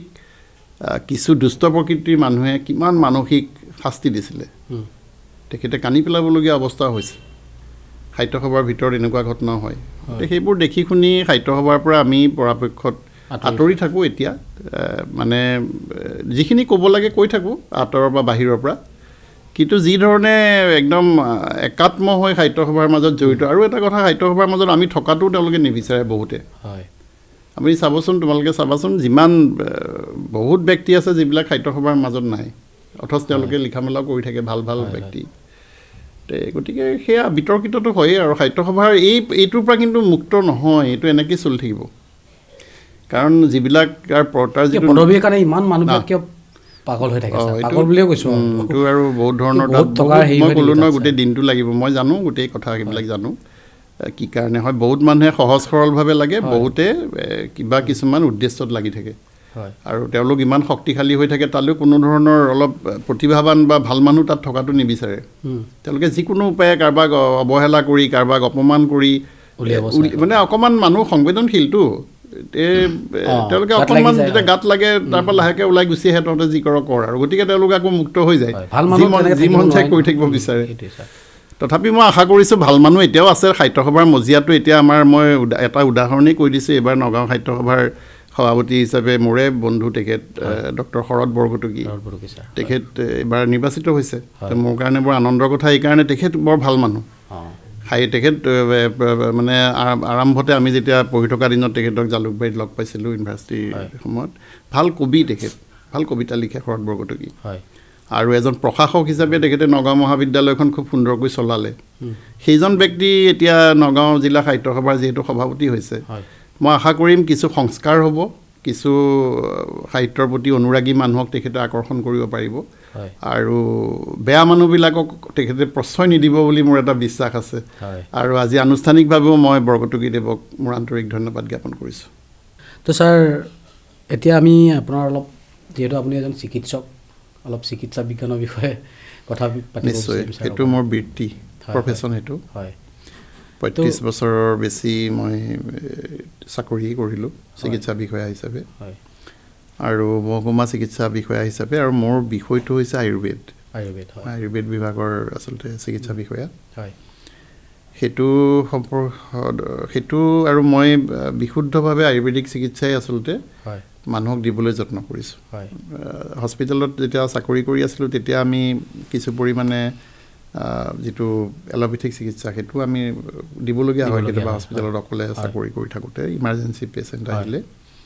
কিন্তু মই যিমান পাৰোঁ হস্পিটেলত থাকিলেও মই আয়ুৰ্বেদিক ঔষধ মানুহক প্ৰেছক্ৰাইব কৰিবলৈ বিচাৰোঁ আৰু এতিয়া মোৰ নিজা যি চেম্বাৰ আছে সেই চেম্বাৰতো মই সম্পূৰ্ণ মোক বিচাৰি যিসকল আহে তেওঁলোকে আয়ুৰ্বেদিক চিকিৎসাৰ কাৰণেই আহে আচ্ছা আয়ুৰ্বেদিকটো আমাৰ ভাৰতবৰ্ষতে প্ৰথম উৎপন্ন হৈছিলে সেইটোৱেই চিকিৎসাৰ মূল ভেটি বুলি কোৱা হয় আয়ুৰ্বেদ আৰু ছাৰ কিন্তু বৰ্তমান সময়ত দেখা যায় ছাৰ জাপান চাইনা এইবিলাক দেশত যি ধৰণে ধৰি লওক আয়ুৰ্বেদিকটোক একচেপ্ট কৰিছে মানুহে কিন্তু আমাৰ ইয়াত অৱহেলিত হোৱা যেন লাগিছে ছাৰ এইটো কমিহে গৈছে যেন যেতিয়া আচলতে বিশ্ব স্বাস্থ্য সংস্থাৰ প্ৰভাৱত এতিয়া তেওঁলোকে আচলতে গোটেই চিকিৎসা পদ্ধতিবিলাক লৈ পেলাই এটা চিকিৎসা পদ্ধতি কৰাৰ আচলতে প্ৰচেষ্টা চলাই আছে WHO বিশ্ব স্বাস্থ্য সংস্থা তেওঁলোকে গোটেই ফৰ্মুলাটোৱেই হৈছে যে মানে পৃথিৱীৰ যিমান ভাল চিকিৎসা পদ্ধতি আছে চব লৈ পেলাই এটা ছিষ্টেম যাক যেতিয়া যি ধৰণে প্ৰয়োজন হয় এজন ডক্টৰেই আটাইখিনিৰে অলপ অলপ জ্ঞান তেওঁলোকৰ থাকিব লাগিব আৰু সেই ধৰণে এতিয়া যেনেকৈ নিউৰ' চাৰ্জনজনে হাৰ্টৰ কেছ এটা পালে হাৰ্টলৈ পঠাই দিয়ে কাৰ্ডিঅ' ডক্টৰজনে যদি এটা নেফ্ৰলজি কেছ পাই যায় চাই থাকোঁতে তেওঁ সেইটো ট্ৰিটমেণ্টটো নকৰি পেলাই তেওঁ একচুৱেলি তেওঁৰতো বেছিক নলেজখিনি আছেই কিন্তু তেওঁ মেডিচিন নিদিয়ে তেওঁ লাহেকৈ সেইটো নেফ্ৰলৈ পঠাই দিয়ে তেনেকৈ এতিয়া এনেকুৱা এটা ট্ৰেণ্ড আহিছে যে যেতিয়া অনুভৱ কৰে যে এই বেমাৰটো আয়ুৰ্বেদিক চিকিৎসাৰ দ্বাৰা বেছি ভাল হোৱাৰ সম্ভাৱনা আছে তেনেকুৱা ভালেকেইটা অসুখ আছে যিকেইটাৰ কাৰণে আয়ুৰ্বেদিক ঔষধ ফলপ্ৰসূ সকলোৱে সেইধৰণে ৰেফাৰ কৰিব লাগিব পঠাব লাগিব এনেকুৱা ধৰণৰ এটা ছিষ্টেম কৰিবৰ কাৰণে WHO বিশ্ব স্বাস্থ্য সংস্থাই তেওঁলোকে যত্ন কৰি আছে আৰু সকলোতকৈ ভাল লগা কথাটো হৈছে এতিয়া হৈছে এইটো এতিয়াৰ নহয় বহুত আগতেই বিশ্ব স্বাস্থ্য সংস্থাই যিটো হেল্থৰ ডেফিনেশ্যন স্বাস্থ্যৰ যিটো সংজ্ঞা সেই সংজ্ঞাটো গোটেই পৃথিৱীৰ মানুহৰ কাৰণে এটা সংজ্ঞা বনাই থৈছে যে হেল্থ স্বাস্থ্য মানে কি what is the definition of health সেই গোটেই স্বাস্থ্যৰ ডেফিনেশ্যনৰ বস্তুটো কিন্তু WHOয়ে আয়ুৰ্বেদৰ যি সূত্ৰ তাৰ পৰা লৈছে এইটো বৰ ছিগনিফিকেণ্ট ডাঙৰ কথা সেইটো হৈছে এনেকুৱা যে হেল্থৰ ডেফিনেশ্যনটো এনেকুৱা যিটো WHOয়ে দি থৈছে যে health is a state of complete physical mental and social wellbeing not merely the absence of disease or infirmity অৰ্থাৎ কেৱল শাৰীৰিক মানে ৰোগবিহীন অৱস্থা এটাকে স্বাস্থ্য বুলি নকয় স্বাস্থ্য হ'বলৈ হ'লে এজন ব্যক্তি সামাজিক মানসিক আৰু সামাজিকভাৱে স্বাস্থ্যৱান হ'ব লাগিব physical mental and social well-being এজন মানুহ ধৰিবা দেখাই শুনাই সুদৰ্শন তেওঁৰ কোনো ঔষধ খাবলগীয়া বেমাৰ নাই কিন্তু তেওঁ এজন সামাজিকভাৱে অসামাজিক প্ৰাণী তেওঁ কেতিয়াও হেল্থৰ ডেফিনেশ্যনত তেওঁ স্বাস্থ্যৱান বুলি নপৰে এজন মানুহ ধৰিবা দেখাই শুনাই কথাই বতৰাই সুদৰ্শন তেওঁৰ কোনো তেনেকুৱা পেটৰ অসুখ হৈ নাথাকে তেওঁৰ কোনো মূৰৰ বিষ হৈ নাথাকে হাৰ্টৰ অসুখ হৈ নাথাকে কিন্তু তেওঁৰ মনটো খুব বেয়া তেওঁ সদায় আনৰ প্ৰতি হিংসা দেশ বেয়া চিন্তা নিগেটিভ থিংকিং এটা লৈ থাকে সেইটো তেওঁৰ মানসিক বিকাৰ সেই মানুহজন কেতিয়াও স্বাস্থ্যৱান মানুহ বুলি নহয় সেইটো বস্তু আয়ুৰ্বেদত বহুত আগতেই কৈ থৈ গৈছে মানে সমদুষ সমাগ্নিশ্চ সমধাতু মলক্ৰিয় প্ৰসন্ন আত্মা ইন্দ্ৰিয় মন প্ৰসন্নাত্মেন্দ্ৰিয় মন ষষ্ঠৈত্য বিধিয়তে আত্মা ইন্দ্ৰিয় মন এই তিনিটা বস্তুৰ সমানতা এই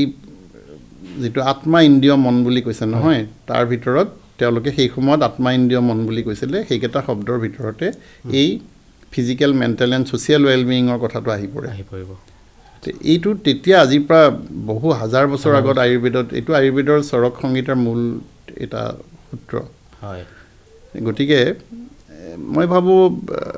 যদিও এটা পৰ্যায়ত আমাৰ ইয়াতে এইটো অলপমান পিছ পৰি আছে কিন্তু এতিয়া মই দেখিছোঁ এতিয়া চৰকাৰ যিখন আছে সেই চৰকাৰখনেও কিন্তু নৰেন্দ্ৰ মোদীজীৰ নেতৃত্বত মই কোনো ৰাজনীতিৰ লগত জড়িত পিছে নহয় দেই কিন্তু যিটো ভালটো ভাল ক'ব লাগে তেখেতে যিধৰণে আমাৰ সভ্যতা সংস্কৃতি আৰু আমাৰ স্বাস্থ্য প্ৰণালী তেখেতে নিজেও যথেষ্ট যোগ সাধনা ইত্যাদি কৰে হয়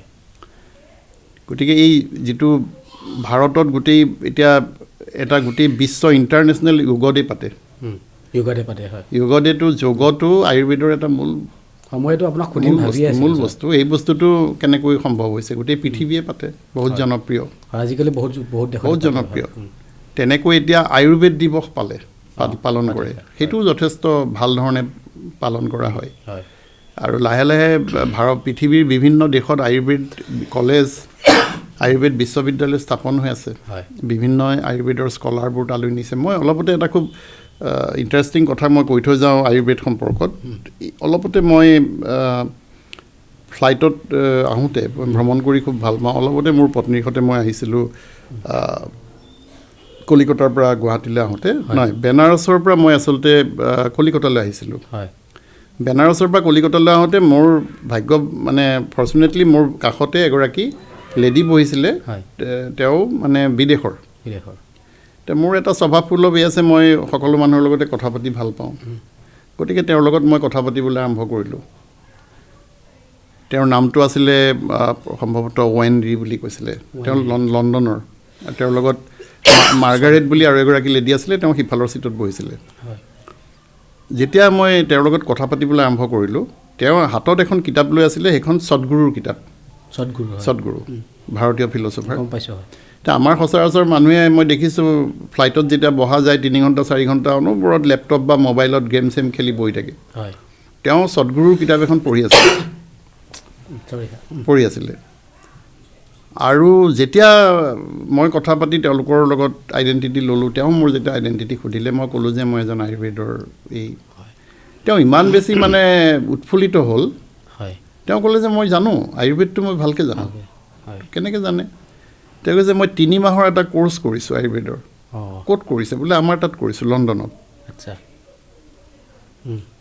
আৰু মোৰ এইটো বিষয়ত মই আৰু দীঘলীয়া কোৰ্চ কৰাৰ মোৰ মন আছে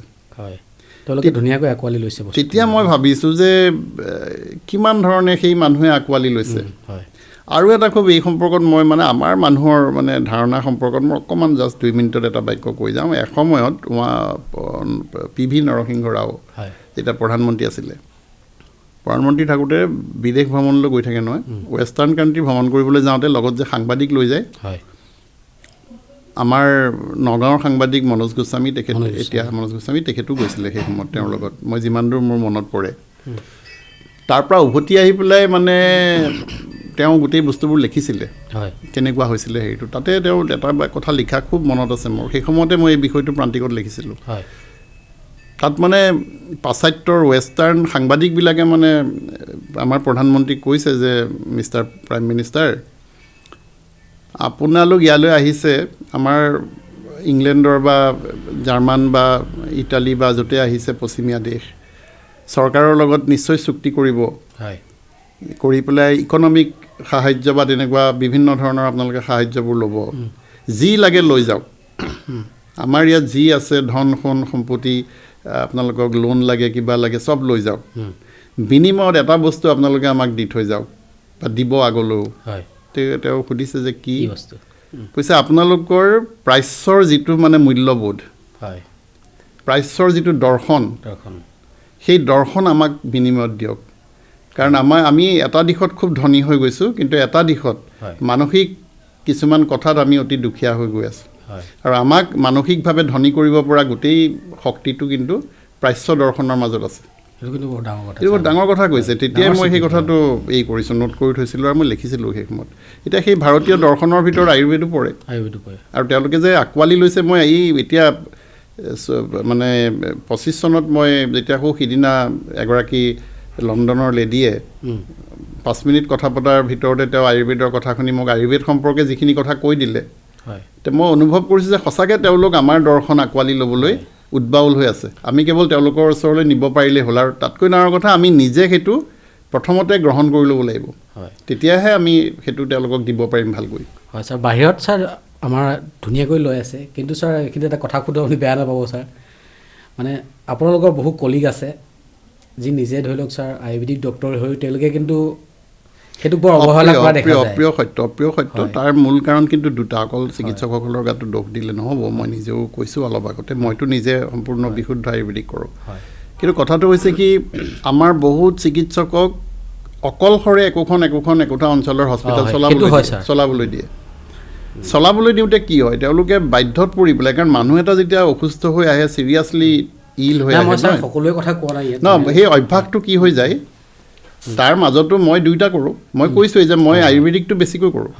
কিন্তু বহুতৰ কি হয় তেওঁলোকে বহুত ডক্টৰ দেখিছোঁ তেওঁ আয়ুৰ্বেদিক ডক্টৰ হৈ আয়ুৰ্বেদিক নামত প্ৰডাক্ট এটাও নিদিয়ে তেওঁলোকৰ পেইন হেবিটত এটাও লিখোঁতে সেইটো আহি যায় সেইটো 1 নম্বৰ 2 নম্বৰ কথা ঔষধৰ মানে বিভিন্ন পেৰিফেৰী অঞ্চলবোৰত আয়ুৰ্বেদিক ঔষধৰ অভাৱটো এনেকুৱা ফাৰ্মাচীবোৰত যিটো ঔষধ আমি যিবিলাক ঔষধ লিখিব লাগে আজি নগাঁৱতে মই ইয়াত থাকোঁ কাৰণে নগাঁৱৰ মাজমজিয়াত মই যি ঔষধ যেনেকৈ পাইছোঁ লিখিবৰ কাৰণে যি মন যায় মই যিমান ভাল ঔষধ ভাবোঁ লিখিব পাৰোঁ আজি জখলাবন্ধা হওক আন কোনোবা এটা ভিতৰুৱা অঞ্চলত হওক তাতে ফাৰ্মাচীয়ে সিমানখিনি ঔষধ নি ৰাখিব নিবিচাৰে ঔষধটো ইমান ঔষধ আয়ুৰ্বেদিক ঔষধ নি থ'ম কিবা কাৰণে যদি সেইবিলাক বিক্ৰী নহয় কি হ'ব তেওঁলোকে ব্যৱসায়টো চাই নহয় এনেকুৱা মেটাৰো কিন্তু আছে তাৰ লগতে কিন্তু আমাৰ কিছু ডক্টৰৰ এক ধৰণৰ অনীহাও আছে কাৰণ আয়ুৰ্বেদিক ঔষধখিনি লিখিবৰ কাৰণে তাক জানিবলৈ যিমানখিনি প্ৰয়োজন কাৰণ এটা এতিয়া এল'পেথিক এটা ঔষধত এটা ইনগ্ৰিডিয়েণ্টছ আছে এটা মলিকুলৰে এটা ঔষধ এটা টেবলেট কিন্তু আমাৰ এটা টেবলেটত এবিধ টেবলেটত হয়তো 10 বিধ হাৰ্বছ আছে গতিকে তেওঁ 10 বিধ হাৰ্বছৰ বিষয়ে জানিব লাগিব নহয়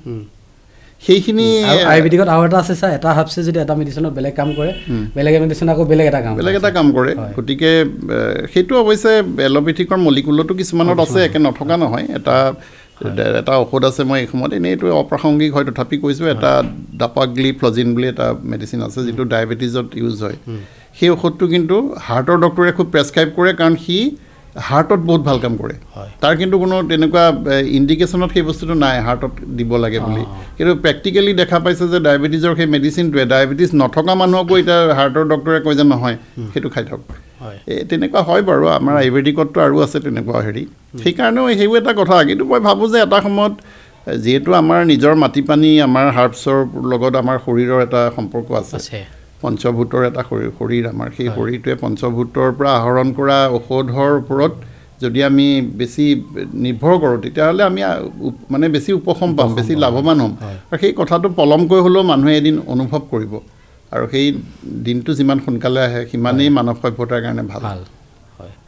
তো আপুনি যিহেতু ছাৰ চিকিৎসক মই সকলোকে নুসুধিলোঁ হয় কিন্তু আপুনি যিহেতু ছ'চিয়েলি এজন এক্টিভ মানুহ গতিকে এই বস্তুটো মই আপোনাকে সুধিব বিচাৰিছোঁ সেইটো কাৰণে ছাৰ এতিয়া আগতে ডক্টৰ বুলি ক'লে মানুহে ভগৱান বুলি ভাবে চিকিৎসক মানে হ'ল ভগৱান কিন্তু সেইটো আজিকালি দেখা গৈছে যে লাহে লাহে কমি আহিছে কিন্তু মানে ডক্টৰক মানুহে লাহে লাহে অবিশ্বাসত ল'ব লৈছে ছাৰ ইয়াৰ প্ৰথমতেই মই কওঁ সেইটো মই অস্বীকাৰ কৰা নাই সেইটো হয় কিন্তু প্ৰতিজন মানুহৰেই তেওঁৰ নিজৰ প্ৰফেশ্যনটো বাদ দিয়াৰ পিছত একোজন মানুহ হয় আৰু দোষে গুণে মানুহ তেওঁ দোষো থাকিব তেওঁ যিটো প্ৰফেশ্যনতেই নাযাওক এজন ইঞ্জিনিয়াৰৰ যেনেকৈ তেওঁৰ দোষ আছে আমি আচলতে ডাক্তৰৰ দোষখিনি কিয় বেছিকৈ চকুত পৰে হয় মই এইটো মানুহে জনা উচিত আচলতে সেইকাৰণে কৈছোঁ হয় বহুত ডক্তৰৰে নিগেটিভ একোটা থাকে কিন্তু ডাক্তৰৰ দোষখিনি কিয় মানুহৰ বেছি চকুত পৰে কাৰণ ডাক্তৰেই হৈছে এটা এইটো প্ৰফেশ্যন এনেকুৱা প্ৰফেশ্যন যি পোনপটীয়াভাৱে যিমানেই ডাঙৰ বিষয়া নহওক আজি এজন ইঞ্জিনিয়াৰ যদি তেওঁ ছুপাৰিনটেণ্ডেণ্ট ইঞ্জিনিয়াৰ হয় নহয় তেওঁক লগ পাবলৈ 3-4টা ৰুম পাৰ হৈ যাব লাগিব সহজে মানুহে তেওঁক লগ নাপায় দলং এখন যদি ক'ৰবাত বনোৱাৰ পিছত ভাগি পৰে মূল ইঞ্জিনিয়াৰজনক বিচাৰি নাপায় কিন্তু ডাক্তৰ কি হয় যিমানেই ডাঙৰ ডাক্তৰ হওক জইণ্ট ডাইৰেক্টৰ পৰ্যায়ত হ'লেও তেওঁ ৰোগী চাই থাকে নহয় চিধাই মানুহে গৈ পেলাই ডাক্তৰজনক পাই যায় আৰু আজিকালি মানে ছাৰ ডক্তৰৰ লগত কিছুমান শব্দ মানে সাঙুৰ খাই গৈছে মানে কমিশ্যন এইটো হয় তাৰপিছত কিবা ছাৰ সেইটো 2 নম্বৰী মেডিচিন সেইটো হয় পিডি কোম্পানী লগত এইবিলাক কথা মানে হয় এইটো মই অস্বীকাৰ কৰা নাই একেবাৰে অস্বীকাৰ নকৰোঁ কাৰণ এডাল চেইনত বান্ধ খাই থাকে চেইন চিষ্টেম ন এতিয়া চেইনত যেতিয়া বান্ধ খাই থাকে তেতিয়া কি হয় তেওঁ সেই চেইনডালৰ ভিতৰত মানে এই হৈ যায় তেওঁ এই মানে এতিয়া সেই যেতিয়া দস্যু ৰত্নাকৰে যেতিয়া মানে ধন সোণ ডকাইতি কৰি নি ঘৰলৈ লৈ যায় নহয় তেতিয়া মাক বাপেকে কৈছিলে যে ডকাইতিটো তই কৰিছ কিন্তু পাপৰ ভাগটো আমিও পাই আছোঁ কাৰণ তই যিবিলাক লুটি আনিছ সেয়াইতো আমি খাই আছোঁ কথাটো তেনেকুৱা হয় চেইন এডালত যেতিয়া মানে থাকে নহয় তেতিয়াহ'লে চেইনডালৰ কোনোবা এটা দুটা পইণ্ট যদি ঠিকেও আছে সিও কিন্তু সেই পাপৰ ভাগটো তাত ল'বলগীয়া হৈ যায় যে ক'ৰবাত চেইনৰ মাজত এতিয়া বহুতে খিয়ালেই নাথাকে ধৰা কেতিয়াবা সেইটো কেছ হওক কাহিনী হওক যেনেকৈ নহওক কোনোবাই নগদ টকা লৈছে কোনোবাই উপহাৰ লৈছে এতিয়া মানুহে সচৰাচৰ উপহাৰৰ প্ৰতি মানুহৰ এটা দুৰ্বলতা থাকে নাই কিন্তু ছাৰ বেয়াতকৈ ভালৰ সংখ্যাটো বেছি হ'ব ছাৰ ৰাইজে ক'ব কিন্তু মানে এনেকুৱা কৈছোঁ মই গতিকে ডক্টৰ বুলি ক'লে গোটেই কমিউনিটিতে সোমাই যায় মানে এতিয়া মানে এনেকুৱা হয় ধৰা এজন চিকিৎসকক নি কোনোবাই কিবা এটা উপহাৰ দি দিলে উপহাৰ বুলি কোৱাৰ লগে লগে তাতে কোনো ধৰণৰ এতিয়া বিহু বুলি কোনোবাই যদি উপহাৰ এটা দিছেতো লৈছে না সেইটো কি হেৰিত কেনেকৈ দিলে এইটো কেনেকুৱা পইচাৰে সৈতে কৰা ইমানখিনি মানে বিচাৰ কৰিবলৈ মানুহৰ নাথাকে আমিও কেতিয়াবা উপঢৌকন নোলোৱা নহয় মই এইটো ক'লে পাপ হ'ব আমি চাকৰি কৰি থাকোঁতে কেতিয়াবা কোনোবা কোম্পানীয়ে আমাক গিফ্ট আনি দিয়ে এইটো এটা ঘড়ীও হ'ব পাৰে সৰু সেইটো এটা এখন কিবা ধুনীয়াকৈ সজাই থোৱা বস্তু হ'ব পাৰে কিন্তু সেইটোতো কেতিয়াবা এনেকুৱাও হ'ব পাৰে যে মই লিখা ঔষধৰ পৰা তেওঁ কিবা এটা প্ৰফিট হৈছে সেই প্ৰফিটৰ পইচাৰে কিনি আনি দিছে গতিকেতো সেইটোতো এটা হেৰিয়ে হৈ যায় সেইটো কথা নহয় ছাৰ মানে মই এইটো যিটো বেছি বহুত বেছিকৈ যিটো মানে হয় বিশেষকৈ নাৰ্ছিং হোম সেই নাৰ্ছিং হোমৰ কথাটো ক'ব বিচাৰিছোঁ নাৰ্ছিং হোমত মই অৱসৰৰ পিছত 5 ষ্টাৰ ষ্টাইলৰ হোটেলৰ টাইপ ছাৰ নাৰ্ছিং হোম হৈছে মই অৱসৰৰ পিছত এবছৰ মই এখন নাৰ্ছিং হোমৰ ছুপাৰিণ্টেণ্ডেণ্ট হিচাপে কাম কৰিছিলোঁ কিন্তু মই বেছিদিন সেইখনৰ লগত কাম কৰিব নোৱাৰিলোঁ এবছৰমান কৰাৰ পিছতে 11 মাহমান কৰিলোঁ নেকি মই ওলাই আহিছোঁ এইকাৰণে যে মই নাৰ্ছিং হোমৰ যিটো মানসিকতাৰ লগত মই এই হ'ব নোৱাৰোঁ আচলতে মিলিব নোৱাৰোঁ সেইখিনি আৰু মই ইমান মুকলিকৈ মই চব কথা ক'বও নোৱাৰোঁ কিন্তু মানে তেওঁলোকৰো কাৰণ তেওঁলোকেও কোটি কোটি টকা খৰচ কৰি মানুহক সহায়ো কৰিছে কিন্তু এনেকুৱাও নহয় যে অকল পইচাই লুটিছে কিন্তু তাৰ ভিতৰতে কিছুমান মানে মই কৈয়ে দিছোঁ এতিয়া মাজতে মোক এবাৰ কোনোবাই সোধোতে যে আপুনি কোনোবাই ঘপকৈ এনেই সুধি দিছিলে ছাৰ আপুনি যদি পুনৰ জন্ম পায় আপুনি কি হ'ব সেই সময়ত মই নাৰ্ছিং হোমত কাম কৰি আছোঁ ছাৰ আপুনি যদি পুনৰ জন্ম পায় কি হ'ব ছাৰ মই নাৰ্ছিং হোমত কাম কৰি থকা সময়ত সেইটোৰ উত্তৰ আছিলে যে মই এম্বুলেঞ্চ ড্ৰাইভাৰ হ'ম মই সুধিম বুলি ভাবি আছিলোঁ ছাৰ এম্বুলেঞ্চৰ কথা ক'বলৈ ভাবি আছিলোঁ মই কৈ দিছিলোঁ মোক এবাৰ কোনোবাই ঘপকৈ সুধিছিলে সেই মই নাৰ্ছিং হোমত কাম কৰি আছোঁ যে আপুনি ছাৰ যদি পুনৰ জন্ম বিশ্বাস কৰে অহা জন্মত আপুনি কি হ'ব মই কৈছিলোঁ মই এম্বুলেঞ্চ ড্ৰাইভাৰ হ'ম কাৰণটো আচলতে মানে কি আৰু এইটো অকণমান ক'বলৈ দিগদাৰী কিন্তু মানে মোৰ শহুৰৰ যেতিয়া মানে তেওঁক তেজপুৰৰ পৰা শহুৰক লৈ আহিছিলে চিৰিয়াছ অৱস্থাত এখন এম্বুলেঞ্চত ভৰাই তেতিয়া গুৱাহাটীলৈ নিব মই এইখিনিতে মোৰ পত্নীৰ সৈতে উঠিম বাইপাছত তো আমি ঠিক কৰি থৈছিলোঁ যে আমি কোনোবা এখন নিৰ্দিষ্ট হস্পিটেল মই নিম আৰু মই ভাবি থৈছিলোঁ এইটো চৰকাৰী হস্পিটেলো হ'ব পাৰে মেডিকেল কলেজো হ'ব পাৰে বা কোনোবা এখন মই এইটো নকওঁ আৰু ক'লৈ নিব বিচাৰিছিলোঁ কিন্তু মই যেতিয়া এম্বুলেঞ্চত বহিলোঁ ইতিমধ্যে তাৰ পৰা মোৰ শহুৰৰ পুত্ৰ তেওঁ মানে মোৰ জেঠেৰী তেওঁ লগত আহিছে তেওঁ মোক ক'লে যে আমি অমুকলৈ নিম মই বোলো তালৈ নিয়াৰ কথা কিয় ভাবিলে কৈছে নাই সেইখনেই চবতকৈ ভাল মানে এম্বুলেঞ্চৰ ক্ষেত্ৰৰ লগত ফিটিং অলৰেডি এই যে তেজপুৰৰ পৰা নগাঁও পালেহি সেইকণ সময়ৰ ভিতৰত তাৰমানে মোৰ জেঠেৰীৰ মানে সম্পূৰ্ণ মন সলনি কৰি দিলে তেতিয়া মই যেতিয়া এম্বুলেঞ্চৰ হেৰিজনক মই ঘপকৈ সন্দেহ হৈ সুধিলোঁ তুমি কৈছা নেকি বোলে মই কৈছোঁ ছাৰ হয় কাৰণ মানে তালৈ নিয়া চববিলাক কেছেই বাচিছে মই যিমানটা কেছ নিছোঁ মৰাই নাই এতিয়ালৈকে কিন্তু ছাৰ নিজৰ মতে 2-1খনলৈ নিয়া কিন্তু কেছবোৰ পিছত আকৌ আমি ডেড বডি আমিয়ে কঢ়িয়াই আনিবলগীয়া হৈছে এনেধৰণে যেতিয়া কৈ দিয়ে তেতিয়া মই সেইপিনে তলকা মাৰিলোঁ মই এইকাৰণে ভাবিলোঁ এতিয়া আপোনাৰ দৰে মানুহে তলকা মাৰিব লগা হৈছে বাধ্য কিয় মানে সাধাৰণ মানুহ কি হ'ব নাই মোৰ নিচিনা মানুহ বুলি ক'লেও মই সেই সময়ত এজন জোৱাই নহয় তথাপি আপুনি নহয় মোৰ কথাটো এনেকুৱা মানুহ কেতিয়া মৰিব কেতিয়া বাচিব মই নাজানো শহুৰৰ কণ্ডিশ্যনটো ইমান বেয়া অৱস্থাত লৈ গৈছিলে মই জানো যে সেই ব্যক্তিজন বচাৰ সম্ভাৱনা খুব কম মোৰ মানে এজন চিকিৎসক হিচাপে মই অনুভৱ কৰিছোঁ এতিয়া মোৰ কথা মতে যদি নি পেলাই মই এখন বেলেগত মই ভাবা হস্পিটেলখনত ভৰাই দিওঁ মানুহজন যদি ঢুকায় আপোনাৰ তেতিয়াতো ল'ৰাজনৰ মনত ভাৱ এটা থাকিব মোক এম্বুলেঞ্চ ড্ৰাইভাৰে কৈছিলেই যে অমুকলৈ নিয়া হ'লে তেখেত বাচিলেহেঁতেন এই জোঁৱাই কথা মতে তালৈ নিলোঁ কাৰণে ঢুকালে তেতিয়া মোৰ অৱস্থাটো কি হ'ব সেইকাৰণে মই কেতিয়াবা মানুহ এনেকুৱা অসহায় হৈ পৰে মানুহ তলকা মাৰিবলৈ বাধ্য হয় তে এম্বুলেঞ্চ ড্ৰাইভাৰে মানুহক মটিভেট কৰে এতিয়া মই এখন হস্পিটেলত যেতিয়া নাৰ্ছিং হোমত আছিলোঁ টকা দিব নোৱাৰে পিছদিনা বা দুদিন পিছত যেতিয়া কেইবা লাখো টকা হ'ল তেতিয়া আহি কয় ছাৰ ইয়াতনো টকা কিয় লয় গাঁৱৰ মানুহ একে সহজ সৰল পাহাৰীয়া মানুহ কাৰ্বি আংলঙৰ ফালৰ কিয় লয় পইচা বোলো এইখনতো ব্যক্তিগত হস্পিটেল কৈছে এইখন জানো চৰকাৰী হস্পিটেলখন নহয় বোলো এইখনতো চৰকাৰী হস্পিটেল নহয় আমাকতো তেতিয়াহ'লে তেওঁ কৈছে যে নগাঁৱৰ চবতকৈ ডাঙৰ চৰকাৰী হস্পিটেলখন লৈ যাম আমি ঘৰটো দেখিছোঁ বহুত ডাঙৰ আমাক কৈছে এইখনেই একদম ভাল চৰকাৰী হস্পিটেল বুলি কৈ নমাই থৈ গুচি গৈছে সেই কামটো কোনে কৰিলে এইটো এম্বুলেঞ্চে কৰিছে না সেইটো ছাৰ এটা কেছত বোলে তেওঁলোকক ছাৰ 15,000 20,000 তেনেকুৱা এইটো আৰু মই নকওঁ এইটো বহুত ধৰণৰ কথা থাকে তেওঁলোকে মই এইকাৰণে কৈছোঁ এম্বুলেঞ্চ ড্ৰাইভাৰ হ'ম বুলি কাৰণ নগদ টকাটো তেওঁলোকে চবতকৈ প্ৰথম পায় নগদ পায় ডাক্তৰবিলাকে নাপায় ডাক্তৰে নাপায় একোজন ছাৰ্জনে নাৰ্ছিং হোমৰ পৰা টকা পাবলৈ বহুত দিন অপেক্ষা কৰে তেওঁ কৰা কেছ এটাৰ বিনিময়ত যিটো টকা পায় তাৰ কাৰণে তেওঁ হয়তো 2 মাহ 3 মাহ 4 মাহ 5 মাহলৈ তেওঁৰ পইচা পেণ্ডিং থাকে লগে লগে নাপায় কিন্তু দেই কিন্তু এম্বুলেঞ্চ ড্ৰাইভাৰে কেছটো নমাই থৈ অহাৰ পিছত সি যদি 5 মিনিটৰ পিছতো মৰিছে কোনো কথা নাই তাক যদি কেনেবাকৈ ভিতৰত সোমোৱাই দিব পাৰিলে তাহাঁতক পইচা দিবই লাগিব আৰু যদি নিদিয়ে কিবা কাৰণে বোলে পিছত দিম বুলি কয় পিছদিনা তালৈ কেছ নানে ওচৰ পাজৰৰ বেলেগ নাৰ্ছিং হোমত সোমোৱাই দিব গতিকে কৰ্তৃপক্ষই ভাবে যে কেছটো বেলেগত ভৰাই দিয়াতকৈ ইহঁতে নি বেলেগত ভৰাই দিব তাতকৈ তাক পইচাকেইটা দি পেলাই বাটটো মোকলাই থোৱাই ভাল কম ডাঙৰ কথা নে এইবিলাক ছাৰ এইটো ডাঙৰ কথা হয় এইটো ডাঙৰ কথা এইটো যে সকলোৱে সেইটো কৰিছে মই নকওঁ তাৰ মাজত বহুত হস্পিটেল আছে এইটো কৰে এইটো কিন্তু কৰিব নালাগে এইটো কৰিব নালাগে আমি নিজেও কেইবাটাও কেছ পাইছোঁ তেনেকুৱা এইটো হৈ থাকে এইটো মই অস্বীকাৰ নকৰোঁ মোৰ ক'বলৈনো কি আহে যায় এইটো আৰু কাৰো হেৰি নাই কিন্তু সকলো চিকিৎসকে এইটো সমৰ্থনো নকৰে বহুতে এইটো বিৰোধিতাও কৰিছে যে আমি এম্বুলেঞ্চক কিয় প্ৰাধান্য দিওঁ এম্বুলেঞ্চক প্ৰাধান্য নিদিলে কেছবোৰ নাহে ইয়াৰ প্ৰতিকাৰ কি ছাৰ কেনেকৈ এইটো মই বুজাই নাই কেনেকৈ মই নিজেই সেই সময়ত এবছৰ যেতিয়া চৰকাৰে গম নাপায় নহয় টকা দিয়াৰ কোনো হিচাপ নাথাকে না মই এবছৰ যেতিয়া দায়িত্বত আছিলোঁ মই ভাবিছিলোঁ এইটো কেনেকৈ নিৰাময় কৰিব পাৰি তাহাঁতক নহাকৈ মই দুদিনমান অকণমান চেক দিছিলোঁ বন্ধ কৰিবলৈ চাইছিলোঁ দেখিলোঁ যে এডমিশ্যনেই বহুত তেনেকুৱা দুখীয়া মানুহ মৰি যাব ছাৰ এইটোত হৈয়ে থাকে এম্বুলেঞ্চখনকে যদি আপোনাৰ সোমাওঁতে যদি দিব লাগিব হস্পিটেলখনত কি হ'ব দিব লাগিব এইটো এটা ডাঙৰ বেমাৰ এই বেমাৰটো ইয়াত ধৰাৰো কোনো উপায় নাথাকে আচলতে কাৰণ এইখন যদি কোনোবাই নিদিওঁ বুলি এটা প্ৰিন্সিপল লয় যে আমি কোনো এম্বুলেঞ্চক নিদিওঁ পইচা আৰু এইটো সচৰাচৰ ক'ত হয় মানে যিবিলাক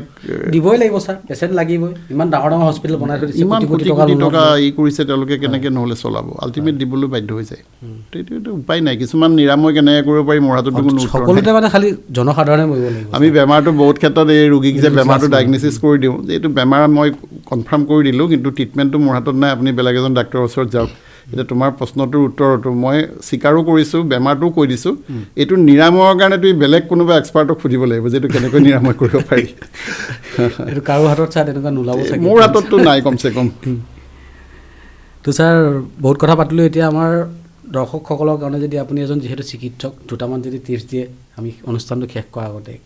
বিশেষকৈ স্বাস্থ্য সম্পৰ্কে আচলতে গোটেই জীৱনটো স্বাস্থ্য সম্পৰ্কীয় কথাই বেছি ক'লোঁ মই ৰোগীক কাউন্সেলিং কৰা বুজোৱাত খুব উচিত বুলি ভাবোঁ প্ৰেছক্ৰিপশ্যনত ঔষধ বেছি লিখাতকৈ আমি যদি কথাৰে সতে ৰোগীক বুজাব পাৰোঁ সেইটো বেছি ভাল আচলতে আৰু মই দেখিছোঁ মানুহক সেইটো বহুত প্ৰয়োজন আৰু তাৰে ভিতৰত মই এটা কথা এতিয়া কওঁ বহুত সময় লাগিব নহ'লে এইটো হৈছে কি আমাৰ লাইফষ্টাইল ডিজিজটো বহুত বাঢ়িছে লাইফষ্টাইল ৰিলেটেড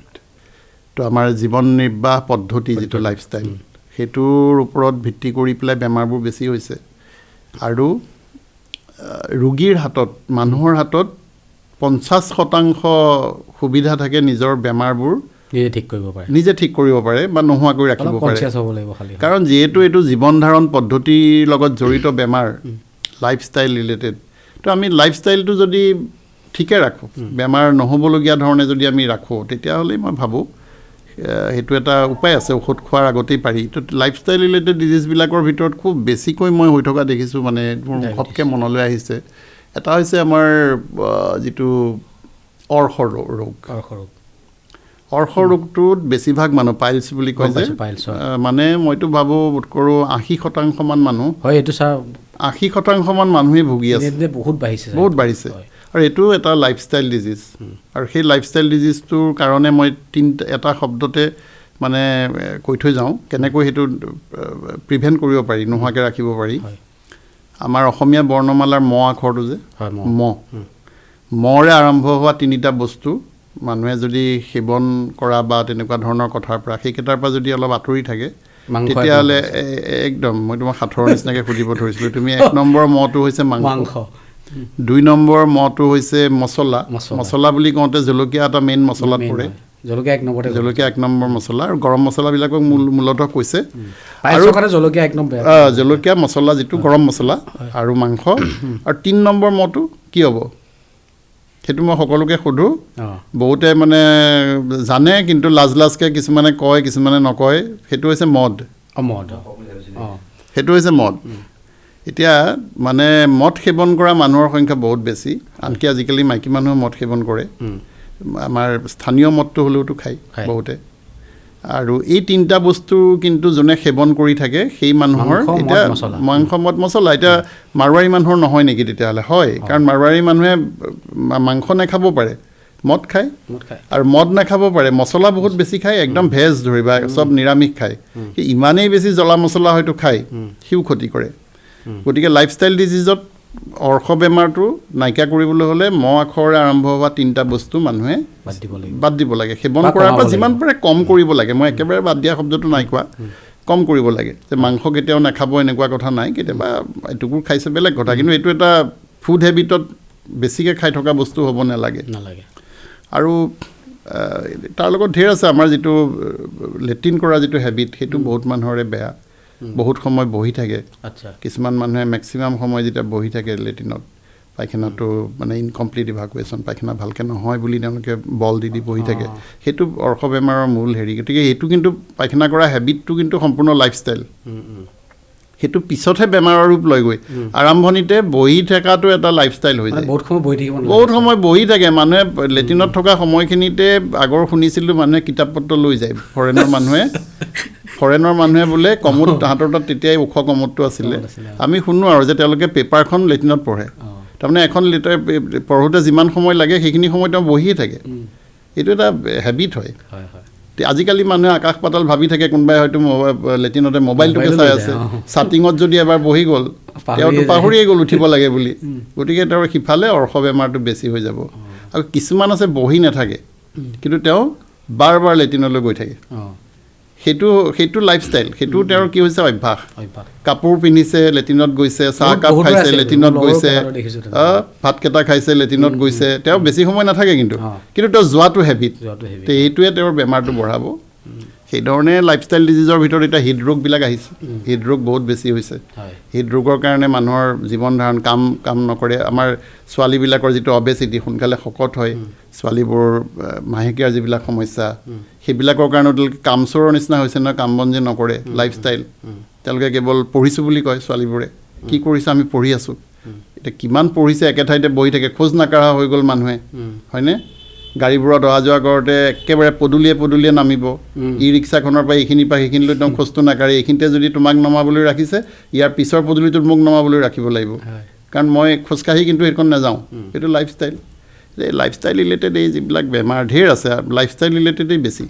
কাৰণ বীজাণু আজিকালি সংক্ৰমণটো বহুত কমি গ'ল হাই পাৱাৰ এণ্টিবায়'টিকবোৰ ওলালে যে বিভিন্ন ৰোগৰ বীজাণু ৰিলেটেড যিবোৰ বেমাৰ আছিলে আগৰ বহুত বেছি হৈছিলে সেইবোৰ কিন্তু এতিয়া নাই এতিয়া সমাজত সকলোতকৈ বেছি হৈছে লাইফষ্টাইল ৰিলেটেড বেমাৰ সেইটোহে মাৰাত্মক হৈছে গতিকে মই আশা কৰিম মানুহে জীৱন ধাৰণ পদ্ধতিটো মানে খুব ভাল কৰক early to bed and early to ৰাইজ যিটো আমাৰ ফৰ্মুলা আছিলে সোনকালে শুব লাগে সোনকালে উঠিব লাগে এতিয়া মানুহৰ গাত ভিটামিন ডি ডেফিচিয়েঞ্চি বহুত বেছি কিয় বেছি ৰ'দ নাপায় মানুহ এচি গাড়ীত গৈছে ওলাই গৈছে ৰাতিপুৱা দেৰিকৈ উঠিছে মানে কোনো ধৰণৰ শৰীৰত ৰ'দেই নাপায় গতিকে মানুহৰ ডি ভিটামিনৰ ডেফিচিয়েঞ্চি হৈছে হাড়বিলাক দুৰ্বল হৈছে কৈ থাকিলে শেষ নহ'ব সেয়া আৰু তো ছাৰ বহুত ধন্যবাদ আশা কৰিছোঁ আমাৰ এই দৰ্শকসকলে আমাৰ এই এপিছডটোৰ পৰা যথেষ্ট কথা জানিব পাৰিব লগতে আপোনালোকে আমাৰ এই এপিছডটো চাই ভাল পাব তো তো ছাৰ আপোনাক বহুত বহুত ধন্যবাদ জ্ঞাপন কৰিছোঁ ময়ো আন্তৰিক ধন্যবাদ জনাইছোঁ আন্তৰিকক অনুষ্ঠানটো আন্তৰিক নহয় তোমালোকৰ আন্তৰিক গতিকে আন্তৰিক ধন্যবাদ জনাইছোঁ আশা কৰিছোঁ শ্ৰোতা দৰ্শকেও অতি আন্তৰিকতাৰে সৈতে মোৰ খণ্ডটো বুলি নহয় এই আন্তৰিকৰ যি প্ৰচেষ্টা তেওঁলোকৰ প্ৰয়াস সেইটোক আপোনালোকেও আন্তৰিকতাৰে সৈতে গ্ৰহণ কৰি সমাজত এক যোগাত্মক প্ৰভাৱ পেলাবলৈ এই অনুষ্ঠানবোৰে অলপ হ'লেও যদি অৰিহণা যোগাব পাৰে মই ভাবোঁ সেইটো সকলোৰে কাৰণে মংগলদায়ক হ'ব ধন্যবাদ সদায় চেষ্টা কৰি যাম আপুনি কোৱাৰ দৰে আৰু ছাৰ বহু কথা পাতিব ৰৈ গ'ল ছাৰ তো আকৌ কেতিয়াবা লগ পোৱাৰ নিশ্চয় আমাৰ অনুষ্ঠান আজিলৈকে ইমানটা সামৰণি মাৰিছোঁ ধন্যবাদ